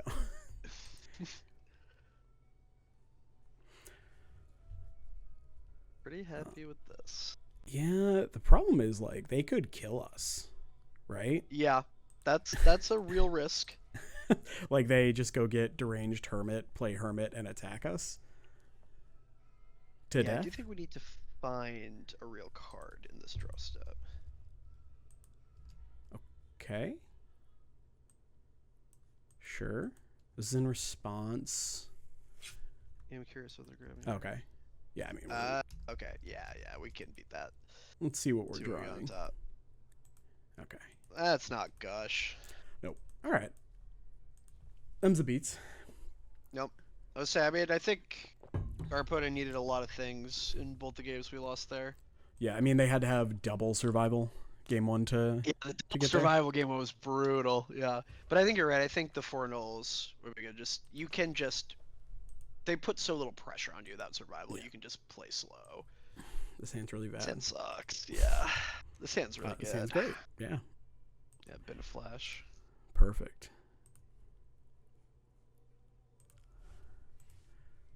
Yeah. All right. Don't play the Dreadnought. don't Yeah, do good. it. You're learning. You've learned a lot so far. Oh, mountain. Crack All the right, code. goblins. So Okay. this is definitely, scarier, but we're on the play.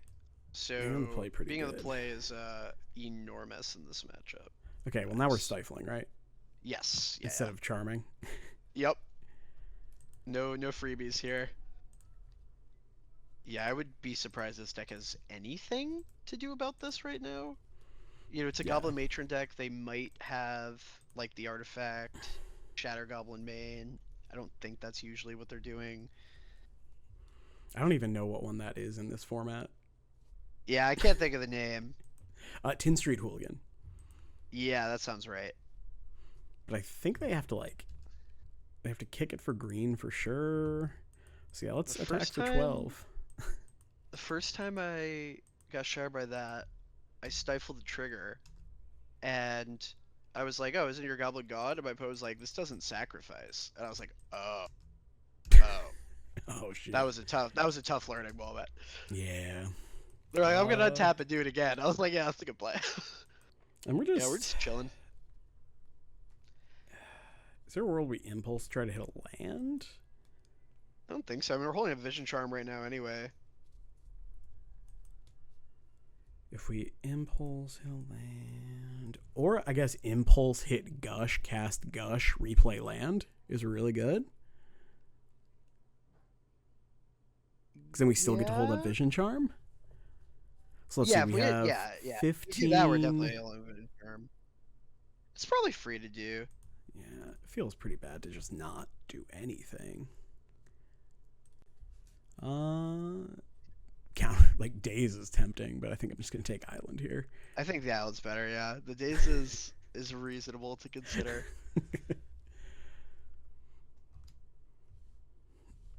Why doesn't Vision Charm phase a creature? Why is it just artifact? Yeah, I've also learned that so one the hard good. way. You're so used to so doing your good. own creature that you forget that other people's creatures don't meet the condition. Yeah.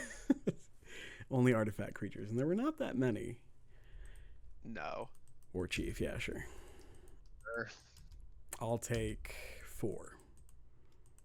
Okay, I'll take 1. Deal. They put in Siege Gang and block with their whole board? I'm okay with that. Pretty okay with that. Yeah.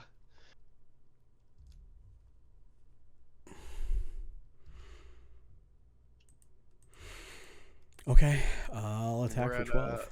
Yeah, we're at a healthy 19. It's quite a bit.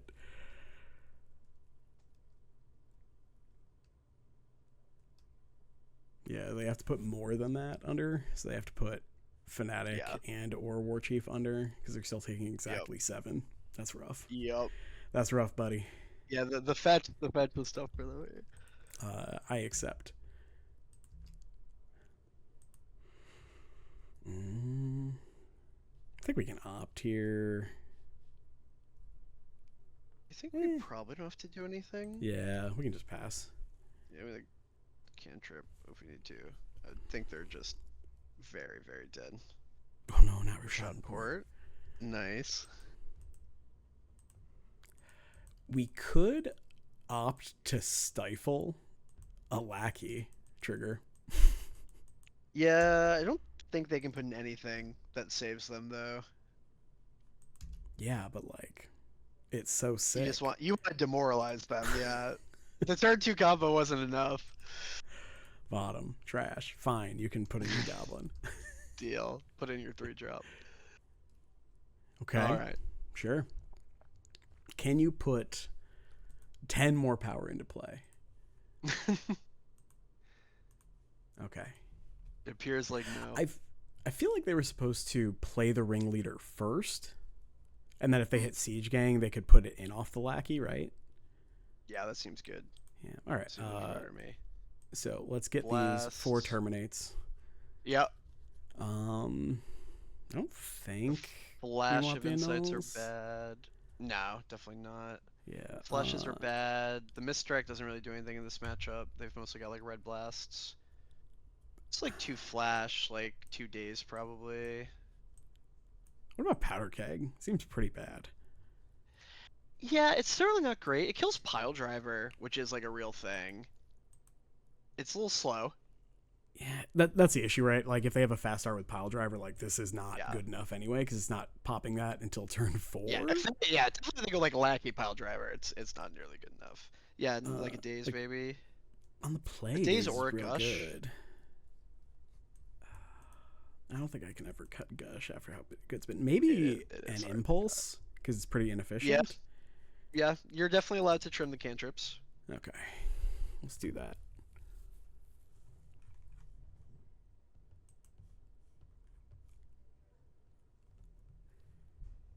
Yeah, the main concern you run into with Gush sometimes is it can definitely be pretty bad in multiple. Sure. Interesting. I kind of like this hand. It's really close. I do too. Like, we have the removal spell for the lackey into a counter spell, into another counter spell. Like, yeah, we've got the better half of the combo to have. Yeah. It's tough having no cantrips, but I mean, we have a lot of draws to do that. Yeah, this is great. See, it didn't matter. Yeah, fatal push. Fatal Push with downside. Fatal Push on a delay. Trigger my bauble. Kill your laggy. I have an effect in your upkeep. What is happening? Alright, yeah, I guess that's the card you play because you have all bad options otherwise. Oh, just nothing on 2? Huge fan. Oh, and then we combo with counter backup. Oh my god, yeah, we do. Okay, we have the foil. Okay, yeah.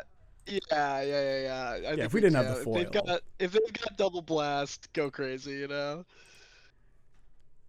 So good. Yeah. Foil, pitch both islands if we need to, and then we untap with counter spell. Yep. I mean, they would need just the nuts here to not be dead. That'd be, which is good gameplay. Yeah, that's true. Because we also have the nuts. Like, they're probably naturalizing here. Yeah. Sucks to suck. Sucks to suck. Yeah, we just beat second naturalize with counterspell. Yep. And they'd have to like time walk themselves to do it. This deck's so good. Nice. Yeah. Yeah, it sure is. Wow, a bunch of 1 mana and free spells. Wasteland, nice. Basic good. Waste. Matron. They're gonna grab a Tin Street Hooligan and we're gonna counterspell it. It's gonna be so sick. Yeah. Oh, Pile Driver? Oh, yeah, that's sure. Oh, interesting. Okay. Well, here's 12. If we had another land also, I would play the Dreadnought, sack the first Dreadnought, and hold up counterspell. Hold it out. But we don't, so I'm not. Yeah. Weird. We won. Nice. We won when we turned two combo plus free people tell me Goblins is bad. I don't know. This is just how this match looks a lot from my impression. Yeah. I don't know. Like, I can certainly see it being close, but like, you have the ability to turn 2 combo plus multiple counterspell. Yes. How bad can it be? How bad can this deck be against anything? There's no vexing. Exactly. Well, it's like that's kind of the hammer thing too, right? Is like even with your best matchups, you sometimes just kill them, or with your worst matchups. I mean, like, oh, this matchup's bad. Okay, well, I'm killing you on turn 2 or turn 3. Yeah. And if you don't have exactly that, then it doesn't matter how bad this matchup gets later. Exactly. What if you took 30? What if that happened? The classic Titan, play your turn 2, pure steel, turn 3, go like hammer. I've done that one a few times. That was fun. That's the good way to do it. And then there's like black with grazing. You're like, That card has been a nightmare for most of my Magic career, unfortunately. Talking about Blocks Diamond? Yeah. Yeah. The Power 10. I hate that card. The Power 10 card. So we haven't seen any Box Diamond decks. That's interesting. All right, we're on the play. The die roll. Huge. I think I'm keeping on the draw or on the play. I don't think so. I think it's no. No, we don't have any like Flash would say it's not like a real cantrip. Because on 2 it does literally nothing. This is like 3 mana draw 1. I don't think this does enough. I think I've been it. It's like I don't know. We can. Okay. I'll trust you. This is much better. Yeah. So bottom. I think we're keeping both portents. Yeah, I think it's the Gush. Really? Yeah. Yeah. With the double portent, that's probably fine. Yeah, it's kind of close. Yeah, this is much nicer. You definitely want combo piece plus cantrips. Nice, beautiful. Right, oh, notably no second land. Yes, that's why there was the pause on my end. Yeah. So I think we're keeping the Dreadnought and the counterspell, and then just portenting again. Sure, I can get behind that. Because then we've got Vision Charm, Dreadnought counterspell. Yeah. You just have not a lot of hits on Dreadnought, especially if we like. Well, I guess we don't bottom it; we'd shuffle it, but. Painland. Interesting. Painland. Underground Sea. Probably the Psychatog deck. No land still. All right. Yeah, I think we were maybe supposed to shuffle the first portent. Maybe? I don't know. Dreadnought is so good. No, I know. We got way more land hits than Dreadnought hits. I think it definitely would have been reasonable. I will not say that it was the wrong play for sure. No second land's real rough. especially since Portent is the slow cantrip. Right. Oh. Yuck.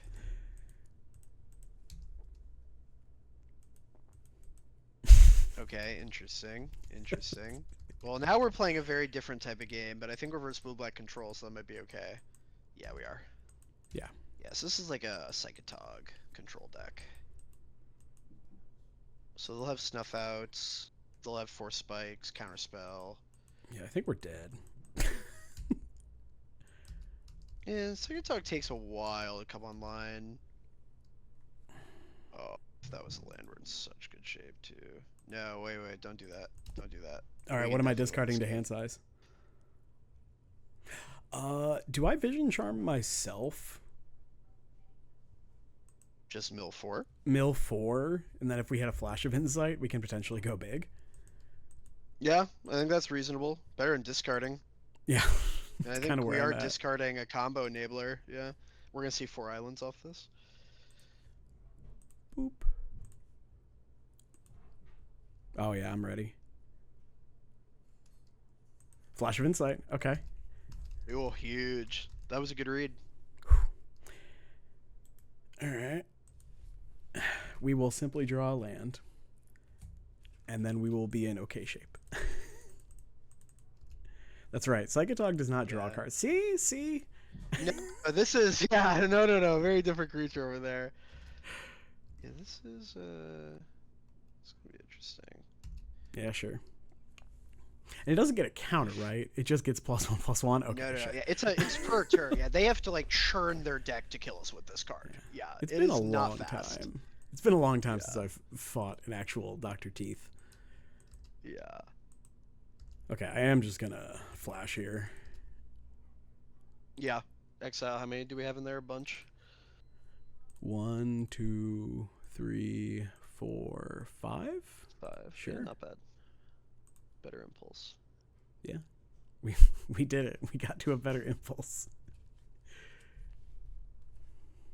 I mean, it's finding like an island for foil. Are they going to counter it? They're going to counter this. Okay, yeah, deal. force spike. All right. That's fine. Yeah. So that wasn't even a card. Want to do that. Yeah, that's true. That was free. Don't play that. Yeah. I think we are comboing and trying to foil. So we combo. And that just kind of clears foil. The way for second combo. Yeah, with the Vision Charm. Do you want a Vision Charm? Or Stifle here? I think we Vision Charm, right? Yeah, I want a Vision Charm. They got Snuff Out. And then we have the counter spell too. I mean, I imagine they probably are going to interact now with something. Counter spell, I mean, they've got... let's foil. Yeah, we're foiling for sure. Yeah, pitching a counter spell. They can't counterspell again. They could force spike. No? Snuff That's out? good news for us. Okay. Yeah, love this for us. That's good. That's good news for us, yeah. Okay. Yeah, one thing to keep in mind with like this deck is their card quality is a lot lower than ours. Yeah, they're playing Psychatog. Yeah, their threat is slower. Their counter, they have some of the same counter magic, and then also worse counter magic. I think the big thing is our spells are all just cheaper, right? Yeah. Like ours cost 0. Yeah, 0's pretty good. It's definitely possible this deck has Gush Foil going on in it. For sure. I will attack for 12 and go from there. It's a good play. I know, I'm ambitious. Do you know how hard it is for me not to just shove second Dreadnought Stifle? Yeah. We're not doing it though. What if we have a fourth land? The fact that you want to means, you know, you're approaching the deck correctly. Yeah, fine. I always like it. Listen, if they couldn't interact with the first one, they don't have a lot going on over there. I'd say think sure. a big counterspell. I think we let them. You want to counterspell it? I mean, yeah, they're always going to get at least 2-3 cards. Right, but they have to specifically find 2 things that beat a resolved Dreadnought, which is, I think, just Snuff Out. So what I'm saying is, like, if we counter the Fact or Fiction, But do we want to then let them just have a draw step to hit something I versus they hit something off fact or fiction? They need to hit 2 answers that one of which can be played this turn. I think double snuff out is the only thing that we're really scared of.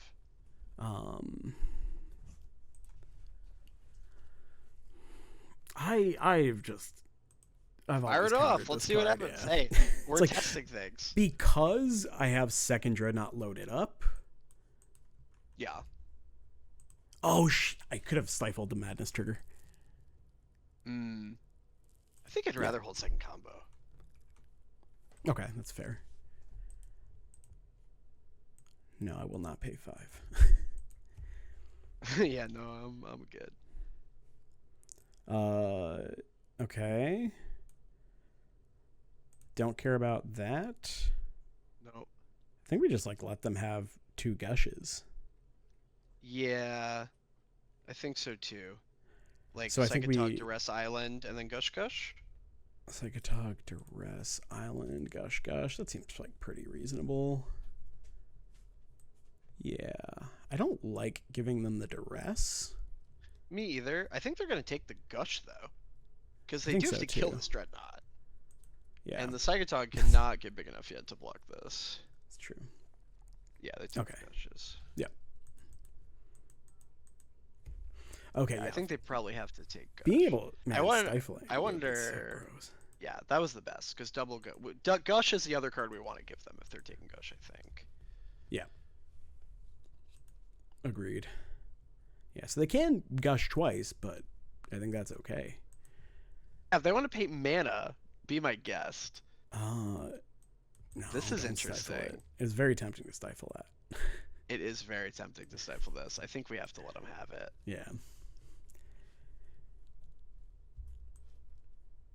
Because again, they do need to actually find 2 answers because we have their Dreadnought. Now they're much better at fighting us on the stack. Ooh, but those were all bad, so that makes sense. Yeah, I mean the fact that with 4 mana when we comboed they didn't have anything to do makes me think their hand is not amazing. Oh, they're just churning. Yeah, I think they have to hit stuff out. Yeah. I think you're right. Because I don't think they're ever able to... Can they kill us here? I don't think so. Not when we're at 18. Seems challenging. 10, 11, 12, 13. Yeah, they have 14 right now. We can stifle a trigger 16, if we absolutely 17. Have to. Yeah, I think they have 17, but it's close.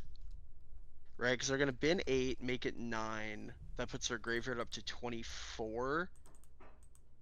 Oh, I think they have exact lethal, and we're going to stifle a trigger and win. That'd be so good. I'll let them. Oh, man. Yeah, let them do all of it. I'm pretty sure they've got 18, and we stifle a trigger and kill them. That would be a delight. That'd be so sick.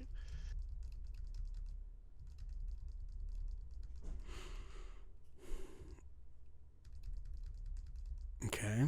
Yeah, the Psychatog deck is pretty cool, but it does just kind of seem like a bit of a worse version of Dreadnought, so that's kind of why I'm not too interested in playing it.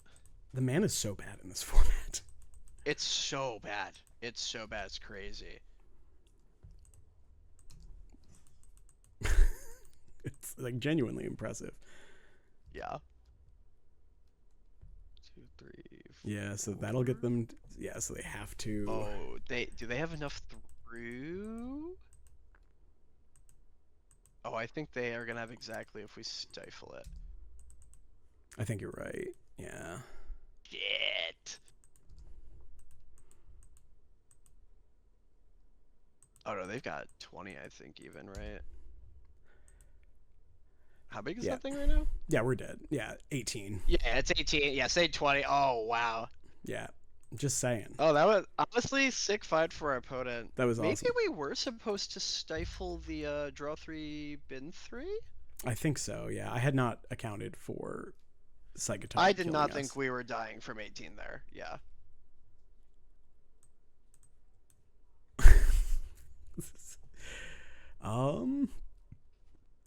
Do we want Brain Freeze? I don't think so. It seems kind of bad. It does seem like we just get killed. I think Powder Keg's really, really bad. Yeah, Power Kick's bad. Um, That's interesting, actually. Do we want Brain Freeze? I don't think so. I think we just trim like a daze and a Powder Keg. I'm trimming the daze because I think the game's just going to go super long. Yeah, I think there is definitely a world where we play this really grindy game where like we fight over Psychatogs like Brain Freeze turn, but I don't know if that's better than just trying to kill them. I think just trying to kill them is the better option. I'm inclined to think the same thing. I don't think we're supposed to cut a daze on the play. Probably not. I think the flashes are actually quite good in this matchup. Yep, definitely. Not cutting Stifle or Vision Charm. Maybe a Portent? Maybe? I like Portent on the play too. Maybe Maybe an Opt? I mean, I guess if our plan is just kill them, maybe it's like one Flash of Insight. Because, like, Sure. I think the game plan where Flash of Insight is good is, like, more of the Brain Freeze game plan. I'm fine with that. Okay.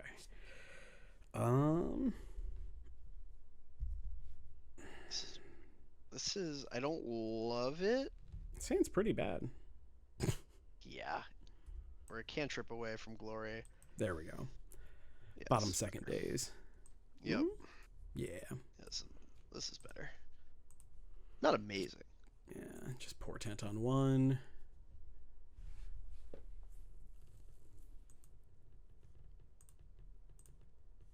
Me. Okay. Yeah. I think, yeah, we're just keeping all three. Yeah, I'm stoked. So, Dreadnought, Counterspell, draw Island. Yeah. Well, we want to draw the Dreadnought, right? So we can Impulse. Oh, I see. I think we want a Dreadnought in the top two. I don't think I can undo, right? No. Okay. Probably not. It's okay. We can play like. It's fine. Yeah. A little differently.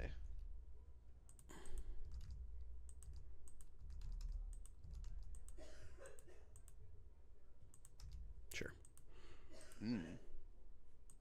It's like I'm not even convinced we're I feel like we impulsing. don't. Yeah, it's interesting.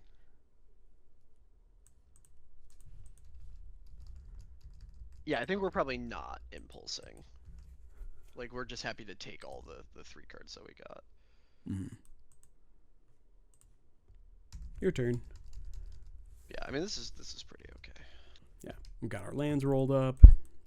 It also gives us, I mean, potentially set up like if they do go for like a Psychatog on 3 or something, that we could like counter it and then combo.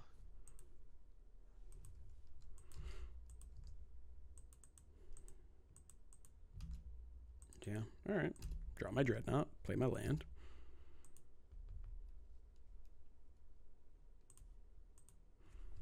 Pass a turn. No black mana, you say? Yep. The 2-color mana based. Pesky. Oh, okay. I like impulsing end of turn now. Oh, Yeah. that's fine. Okay. You can draw a card. Yeah. Ooh, deal. no third land drop. You say that's rough, buddy. Excellent. Do we take the island or the impulse here? I think we take the impulse. I think we need to draw. Yeah, we could want to draw towards combo. We could also take opt we can and then opt right now. Yeah. Yeah, I kind of like that. I like doing that. No, we don't want that. Yeah. We got protection. It's true. Yeah, we need combo. All right. Okay. I think we're impulsing now, right? Yeah. Yeah, we're gonna combo this turn if we can. We cannot. I think we take island, weirdly. For the foil? For the foil? I mean, We still have our land drop this turn, so we can like take out play land and just Play land represent like pass. counterspell. Yeah. Yeah. Okay. Yeah, especially with them stumbling, I want to dig pretty aggressively to combo. Yeah. Notably, they cannot cast Snuff Out for free right now either. No swamp. Still no swamp. No, still none. Oof, that mana though. Nah. Ooh, no thanks. No thanks. Okay. Okay. I mean, I'll Okay. pass. Sure. I'm gonna counterspell so many spells. Yeah, I mean, it's certainly not the worst hand. Do we counterspell this? I think so. I think We have so. 3. We're still holding up counterspell, yeah.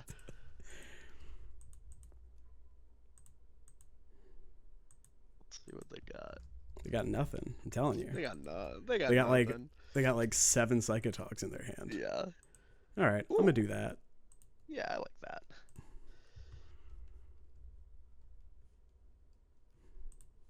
Stifle. All right, Pun. Surely you've got some interaction over there. What you got for us? Ooh, Circular let's logic. daze I would like to daze it, yeah. Would you like to pay 1? We have triple counterspell protection. Yeah, so hold the island. Yep. Cool. Cool.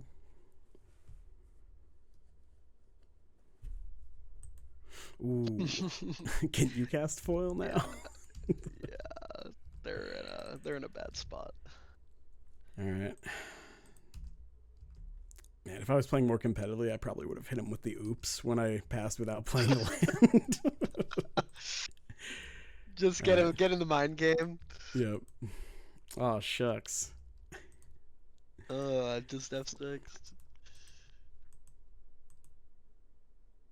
Man, our opponent's deck didn't function. Yeah, that happens a fair bit in this format. Yeah, when your mana is terrible. No. Yeah, you don't need to do that. Stop. Yeah, okay, shocking. Yeah. Yeah, deck's perfect. Yeah. On the draw, we maybe want the flashover days. Yeah. Seems good to me. I like that. It is pretty fun versus like a troll deck, so you flashback Flash of Insight for like 20 or something. That happens like to look a at my decent deck. amount of the time. Yeah. Like I'm gonna Demonic Tutor, and I'm probably grabbing Force of Will. Oh, I guess if we played black, we could play Limdul's Vault, right? That card's sick. What a card. What a card. That card is very sick. I'm gonna keep this. Yeah, it's not amazing, but I think we're keeping it. The fact that like it's also a counter-heavy matchup, so like misdirection. For sure. It's like we just have so much draw. Yeah. The Vegas starts a lot of our draws like selection. I think I'm misdirecting pitching the foil here. Misdirect pitch. Yeah, Oh, what it do we says expect them to target opponent. We can't, right? Yeah, so we can't do it to them. Okay. Yeah, I guess we can't. Yeah. No. Okay. I was like, wait a second, does that work? You got my brain churning. I was getting excited. Our opponent, do they mull? Yeah, they mulled once, right? Yeah. Yeah, one of the foil, concerns sure. is they have a lot more card advantage than we do.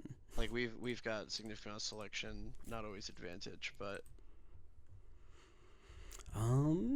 okay. those cards I mean, are bad, I think. I don't think they're good. I just kind of like I don't getting think the days is days. doing a ton. I don't think it's doing a ton. I mean, they're probably Like, like playing so- AK or something. We keep it like this. Draw the days. Can daze an impulse, and then we can portent. Nah, I think we can do better.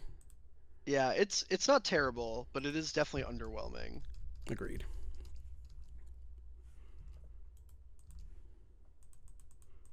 Okay. Okay. Sure. Turns out days would have been good if they're doing that. It's true. Kind of weird for them to fire it off there, honestly. All right, your turn. Okay, I'm happy with that draw. Yeah. actual factual counter Holding spell. up impulse and counter spell is just what an incredible feeling. All right, impulse. Huh? Would you like to counter it? Looks like it. Okay. Oh no, they're say I don't know if they're allowed to counter our impulses. So they know about misdirection. I guess this is also a matchup where maybe that furnace card would have been okay. Oh, that's true. I'm just taking the stifle here. Yeah, Well, I think it's we the need to island find actually, right? so that we can hold up foil. Yeah, I mean, it doesn't feel like at this point we're fighting a slower game here, which makes the island better. Yeah, I think just hitting our Like land drops we don't here. have any more dig to hit the Dreadnought. Yeah, yeah, it's tempting for the stifle, but I think you're right. Happy about that. Yep. All right. Portent. Okay. I think I'm shuffling this. Yeah, not great. We can do better. I hope so. Wait. Yes. Yeah. It's a weird card to resolve on Mono. Yeah, and I will play that out to counterspell, and also we can gush if we need to foil. Yep. Okay. Nope. Vision Charm came back.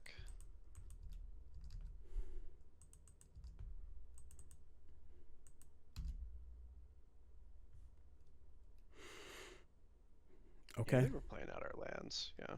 Yeah. Just pass. Mm-hmm.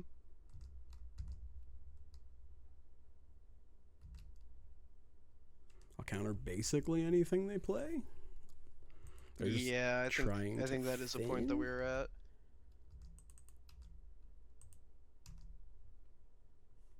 Okay, that's nice. Ooh, nice. Yeah, that's a big draw. Yeah, we're not supposed to flash main phase, right? To find a land? Nah. Okay. Nah, I don't wanna. We have 1, 2, 3 free spells. Yeah, I think we can flash just paying exit 2 here. Yeah. Yeah. If they want to counter this, I'm like, Yeah, pretty let them go happy crazy. with They that. got 4 cards in hand. They're probably drawing AK maybe. I think I do want to Fiction? gush Yeah. foil. Oh, absolutely. Absolutely. Let's see what we get off that. Okay. That one. Discard that. I think we just discard 2 islands. I think it's land. Yeah. Yeah. I'm pretty okay with land here. And then if they counter back, we can misdirect. Yup. I would like to look at the top 2, please.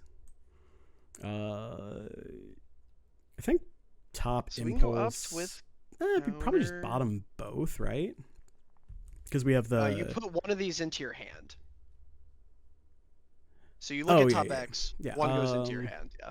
Yeah, I think it's top opt or put opt into our hand then. Yeah, because we can go counterspell with opt. I think is nice. Yep. And look, we have exactly 7 there's- cards. Yeah, there's just no reason to let our opponent resolve anything meaningful. We're doing a good job of winning the card advantage game here. They're doing a good job Okay. hitting land drops, though. Let's opt. Yeah. We could also flash for 1, 2, 3, 4, 5. I feel I like guess it just we're gets better. not a hurry on that one. Yeah, it just Yeah. gets better. We can also even do it after the opt if we want to. Yeah, we No. don't need No. that. Yeah, we'll just sit on it. We're not in a rush. All right, go ahead.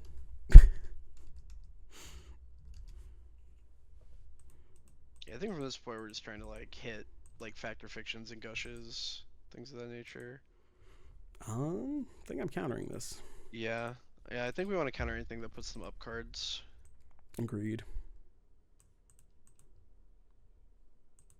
That's fine. That's fine. Misdirect it to target me. And they shuffled. Love that. Psychatog. Yeah, let's That's get gonna that be a out of no. there. Nope. Yeah, no. Thank you. Absolutely not.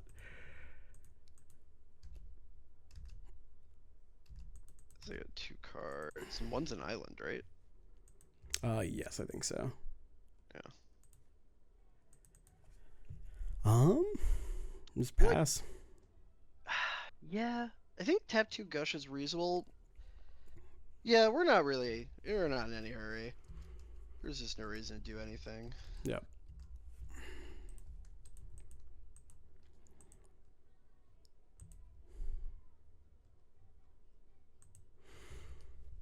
Yeah, I don't think we want that to happen. So You want to flash here? I guess we could float mana and use that to flash. Do we float and Gush? Well, I think we float Gush and then go from there. Yeah. Right. We have the option to flash with the floating. This seems good to me. All right. I'd like so many cards, please. That's fine. That's fine. That does not go up cards. You can have it.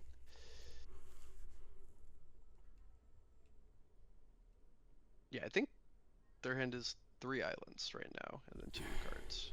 Would not surprise me. They have There's no AKs in the bin. No, right? okay, yeah, you can draw a card. Draw 1? Yeah, deal. Yeah.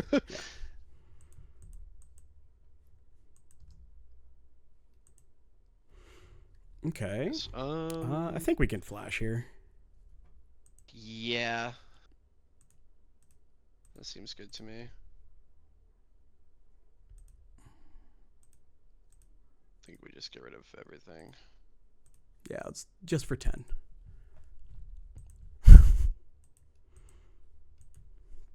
Okay. So we have the combo, so now we're just taking more counter spells. So I think we're just taking a foil here. Foil. Yeah. Yep. I guess we can put 2 Dreadnoughts into play next turn, but that taps us out.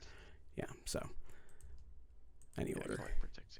Order actually probably. What are we doing with this Gush?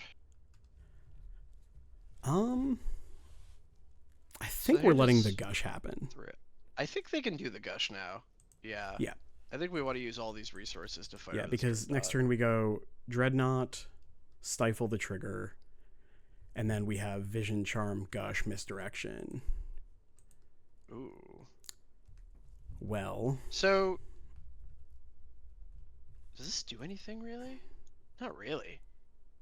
Right? Because they can't put us off comboing, and they cannot put us off protecting combo. Okay, that's fine. Yeah. I don't think we want to do anything about this. Yeah, I think they have 3 islands in hand, and then 2 unknown.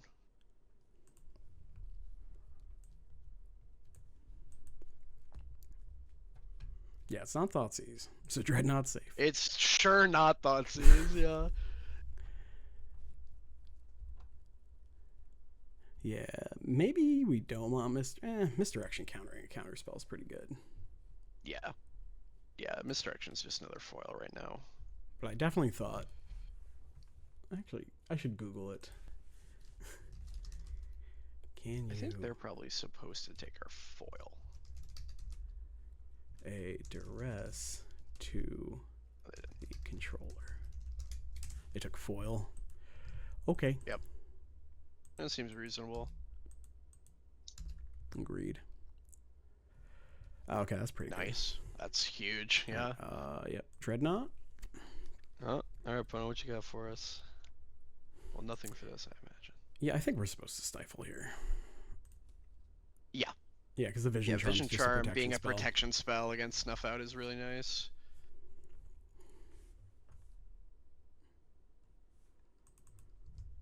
I don't want the AI answer magic in Google. I want a person answer. Yeah, this real. question. Yeah. I want a Magic player to tell me.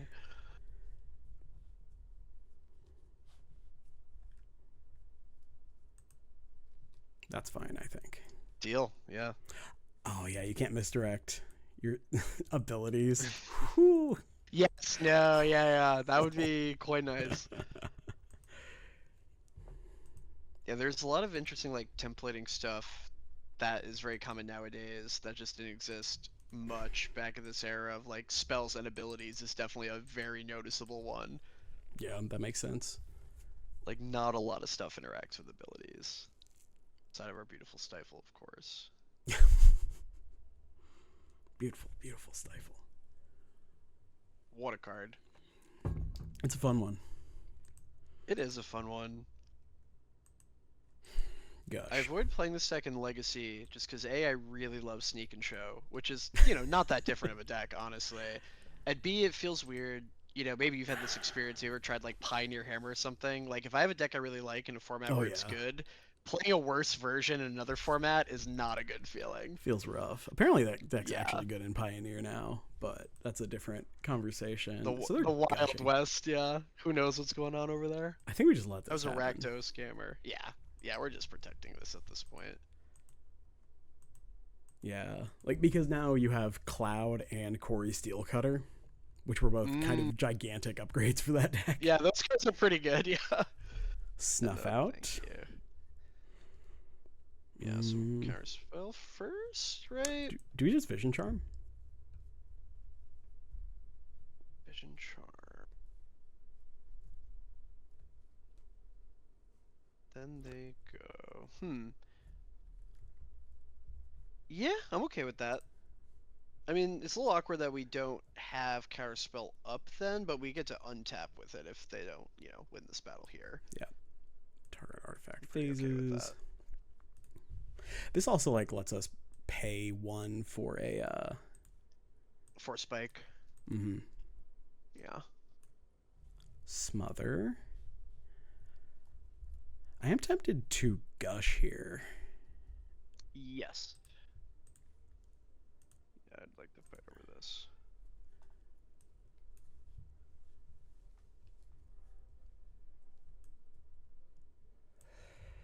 Okay, so we gush, draw 2.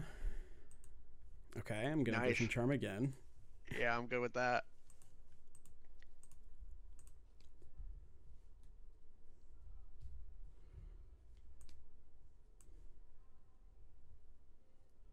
Counterspell. Okay, so we misdirect. Yep. Counterspell. Yeah, discarding.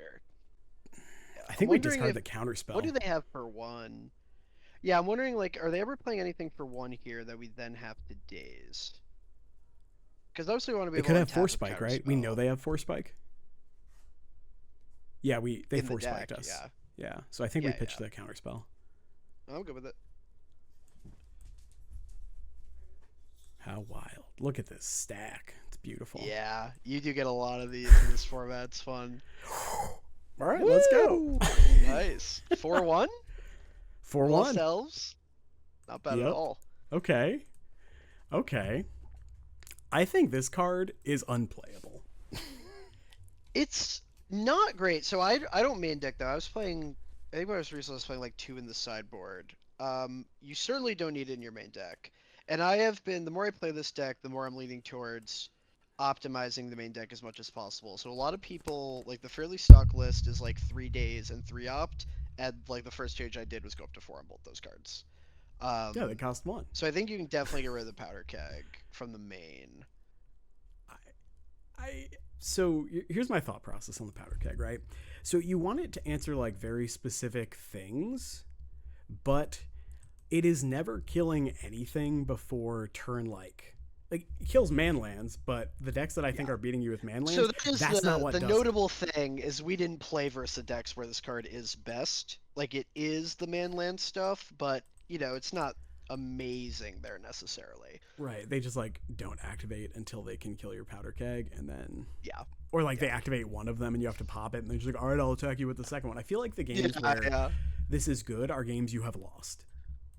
I think that's probably fair. Yeah, I'm very happy to cut that card.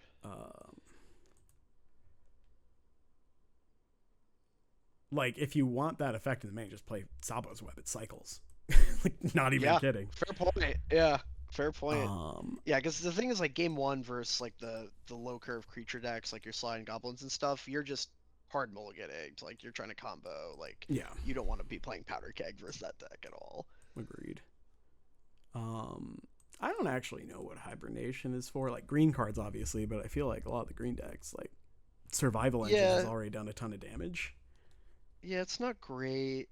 I think I would definitely add at least 1 more Blue Blast to the sideboard, probably. Sure. Yeah. Is Hydro Blast or Blue Blast better? Probably blue blast because it can't Uh, get misdirected, right? yes. I don't. I'm trying to think if there's like any frequent interactions where it comes up, and I'm not sure, but I do think Blue Blast is technically the better. Yeah. I would also be super inclined to like try the parallax tide because it sounds sick. I don't know if it's good, but it sounds really sick. Fair. We definitely would have to shift a decent bit about the list. Like you have to put the Mishra's factories in, and you basically have to Yeah. play the Chain of Vapors. The card is incredibly sick. I did like that variant of the deck a lot. Chain of Vapor is super good. That card's Yeah. just like have you heard of this card that gives people fish? Yeah. They power crept Chain of Vapor into the standard format. I do think you could do like a Chain of Vapor main. I think is like fairly reasonable. Um, it's good versus like a lot of the control decks play like Seal of Cleansing and things like that. Um, and that could be a nice thing to hit. Obviously, it's like good in the mirror if your opponent combos first. You can Yeah. use it to protect your own Dreadnought if you're like really desperate. It's an Oh, sure, okay sure. card to have. What if you were to play like a 60th card? What would it be? Could you play like one Mishra's Factory? Or We could definitely put a Mishra's Factory in if we wanted to. We could definitely do a Chain of Vapor. We oh yeah, could add another worse counterspell or worse cantrip, and I think that's like reasonable.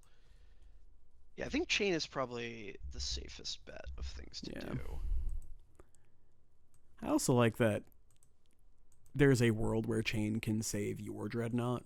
Absolutely, yeah. It's like, a vision charm at times where you need it to be.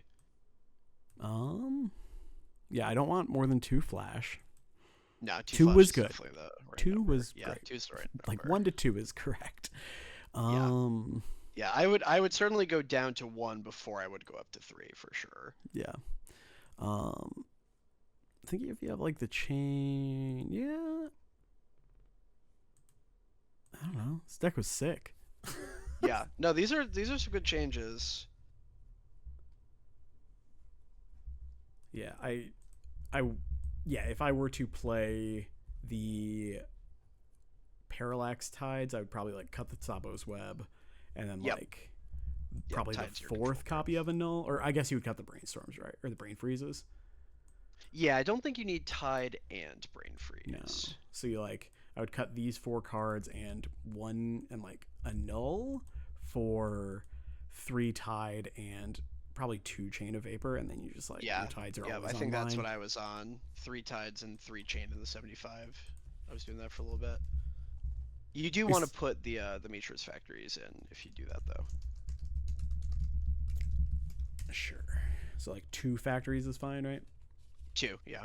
Typically, I think you can cut an island. You do like 16 Yeah, island, two factory. Yeah. seems fine. And then I just like blowing up lands a lot. Like I'm gonna be That's honest, I fair. just like It's a doing good that. thing to do.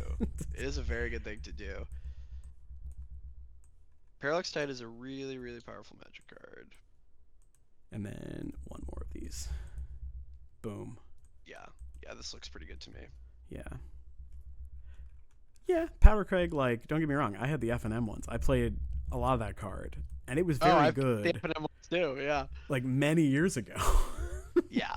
No, I do agree with you. Like, there are a lot of times where it's kind of slow. Like, the games where it's strong are games where are already kind of in a down position. It is best when you can leverage it as a, like, you have to answer this so I can resolve a Dreadnought, and that's not necessarily a very easy position to set up. Yeah. Sick. Yeah, this is great. Had a ton of fun. Obviously a Yeah. different play pattern, but like, I don't know. Yeah. Just combo on two, protect it. All right, they're dead. Yeah, Woohoo! it's an awesome deck. Like your game one win rate with this deck is just like unbelievable. There are just a lot of decks that just cannot do anything about it. Game one, you definitely mulligan aggressively game ones to be comboing, but the deck very, very reliably is like comboing on two or three with some type of protection, and then you get to play this like really interesting like combo control like post board plan And, especially for you being like, yeah, I've played some Mono Blue Control and obviously played a ton of Hammer, and this deck is definitely a beautiful fusion of those two things. And I did enjoy Mishra's Factory in my white blue Yeah, deck. card's nice. It also buys a lot of time versus like the slide decks and even goblins sometimes. Well, like when you have two, there are a lot of decks that They're just don't attack huge. well into a 3/3. That's a 4/4 with two of them. Yeah, on block. Yeah, yeah. You can swing in three. You can block as four. Yeah, the card is pretty nice. It's so good. Yeah, Essence Flare. Okay, yeah, that card's actually fine. Yeah, it's very okay. The elves was not a deck I'd thought about. That's kind of nice. Where obviously like Blue Blast doesn't do the exact same thing. Yep. Yeah, as an Elves enjoyer, it's like, man, your Simic mana is terrible in this format, but man, when you play in opposition with Elves and you're just like, Yeah, it's so good. yeah. No, the all of the survival decks are definitely pretty cool. The tricky thing is, if you like roll up to a pre-bar tournament, it's not necessarily hard to figure out like what archetype you're against, but that doesn't necessarily actually give you a ton of deck list knowledge. It's not like That's standard true. or modern where 70 of your opponent's 75 when you know what they're playing. Like you see weird stuff, colors that you don't expect, especially in like the creature toolbox decks. For a closed format, people experiment a lot. They do different things. Obviously, especially in paper, people are prone to do that anyway. But that is something that can be kind of tricky. Is like, okay, my opponent's on this like green X survival deck, and like what that game is going to look like could be a lot of different things. Yeah, it could be anything. Yeah, even like the And Goblins deck. I've played against literally every color combination of Goblins, from mono red to red with all four other color variants. that's ambitious. Yeah, yeah. Some of them are kind of crazy. People play like even StifleNought, right? There's mono blue and blue white are definitely like the main two. Blue black is reasonable, little fringe, but there's people that play like blue red. You play things like fire ice and red blasts, and that's kind of like an interesting build. Like you'll see a few different is it control flavors or is it Ooh, dreadnought. You could people like to do wacky stuff with this format. It's a format that definitely invites you to do that. that's so sick. Awesome. Yeah, sadly, balance is banned. I can't. Why would they do Yeah. that? And land tax is gone. I'm Sam glad. Black got land tax banned. Yeah. Well, like, let's be He like real. just took Someone who knew land how to tax build a deck. deck got land tax banned. Yeah. Yeah. He kind of came into the form. I was like, what if I just mashed together like land tax and dreadnought and I played all these good cards? And what do you know? It worked out really well. Yeah, Which, it's interesting right now that stupid. it's like an actually supported mono format where people are, going to get into it, which is, great, but also, who knows what the format might look like with more eyes on it? Is there a solved point that is less interesting than now? Obviously, hopefully not, but this isn't a nothing format. This is pretty popular. It's been around for a while. There's certainly a lot of talented players that played this. At the last, not the last two pre-modern tournaments ago, my like winning for top eight was versus 1997 world champion Brian Selden, who also invented the StifleNought deck, by the way.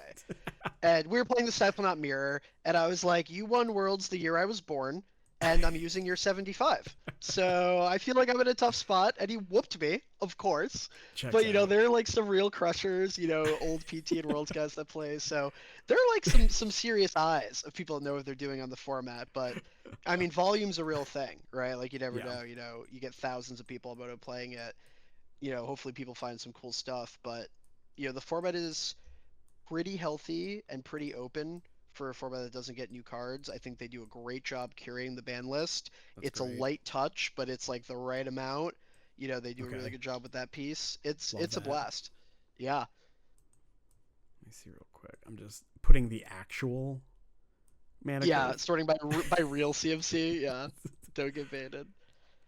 Yeah, no, Here we I've go. I've got a ton of ideas for stuff I want to mess around with this deck. The Mox Diamond thing is maybe the most ambitious, but I I think think there's I, some sound logic to it. I think the issue with Mox Diamond is like you just don't have enough lands. Yes, that I think is the biggest concern, is you are a land light deck and you're not necessarily thrilled to add more lands. Yeah. I think what So this deck yeah, really wants is either like one more good counter effect or one more good cantrip. And we are just playing all the good cards already that exist in those. areas. Like you do fall off like a force spike is certainly much worse than like the stuff we're playing. It's true, but one is Yeah. one is fun. But yeah, so like we're looking at 12 free spells, 21 mana spells. This is kind of 1 mana, right? Yeah. It's really like two of these cards together are 2 mana. Is a 2-drop, yeah. And then we have these, and then the flash was just I like 1 or 2 copies just as the Yeah, it's not bad. There are a lot of flavors of control running around. I'm guessing those decks are maybe a bit of a pain to play online and are definitely hard to manage clockwise. Like Killing with Manlands is a clock intensive kind of deck. But definitely, at least where I am regionally, and I think generally in paper, people really love control. You know, got like the blue-white standstill deck. You know, you've got a bunch of flavors of Parallax Tide. Like, there's a lot of different control things to be doing that are decently powerful. And you've got like Swords to Plowshares and things in this format, and obviously the Tides and whatnot. So having Flash versus those decks is really, really nice. I definitely agree with you. I think 2 is a good number.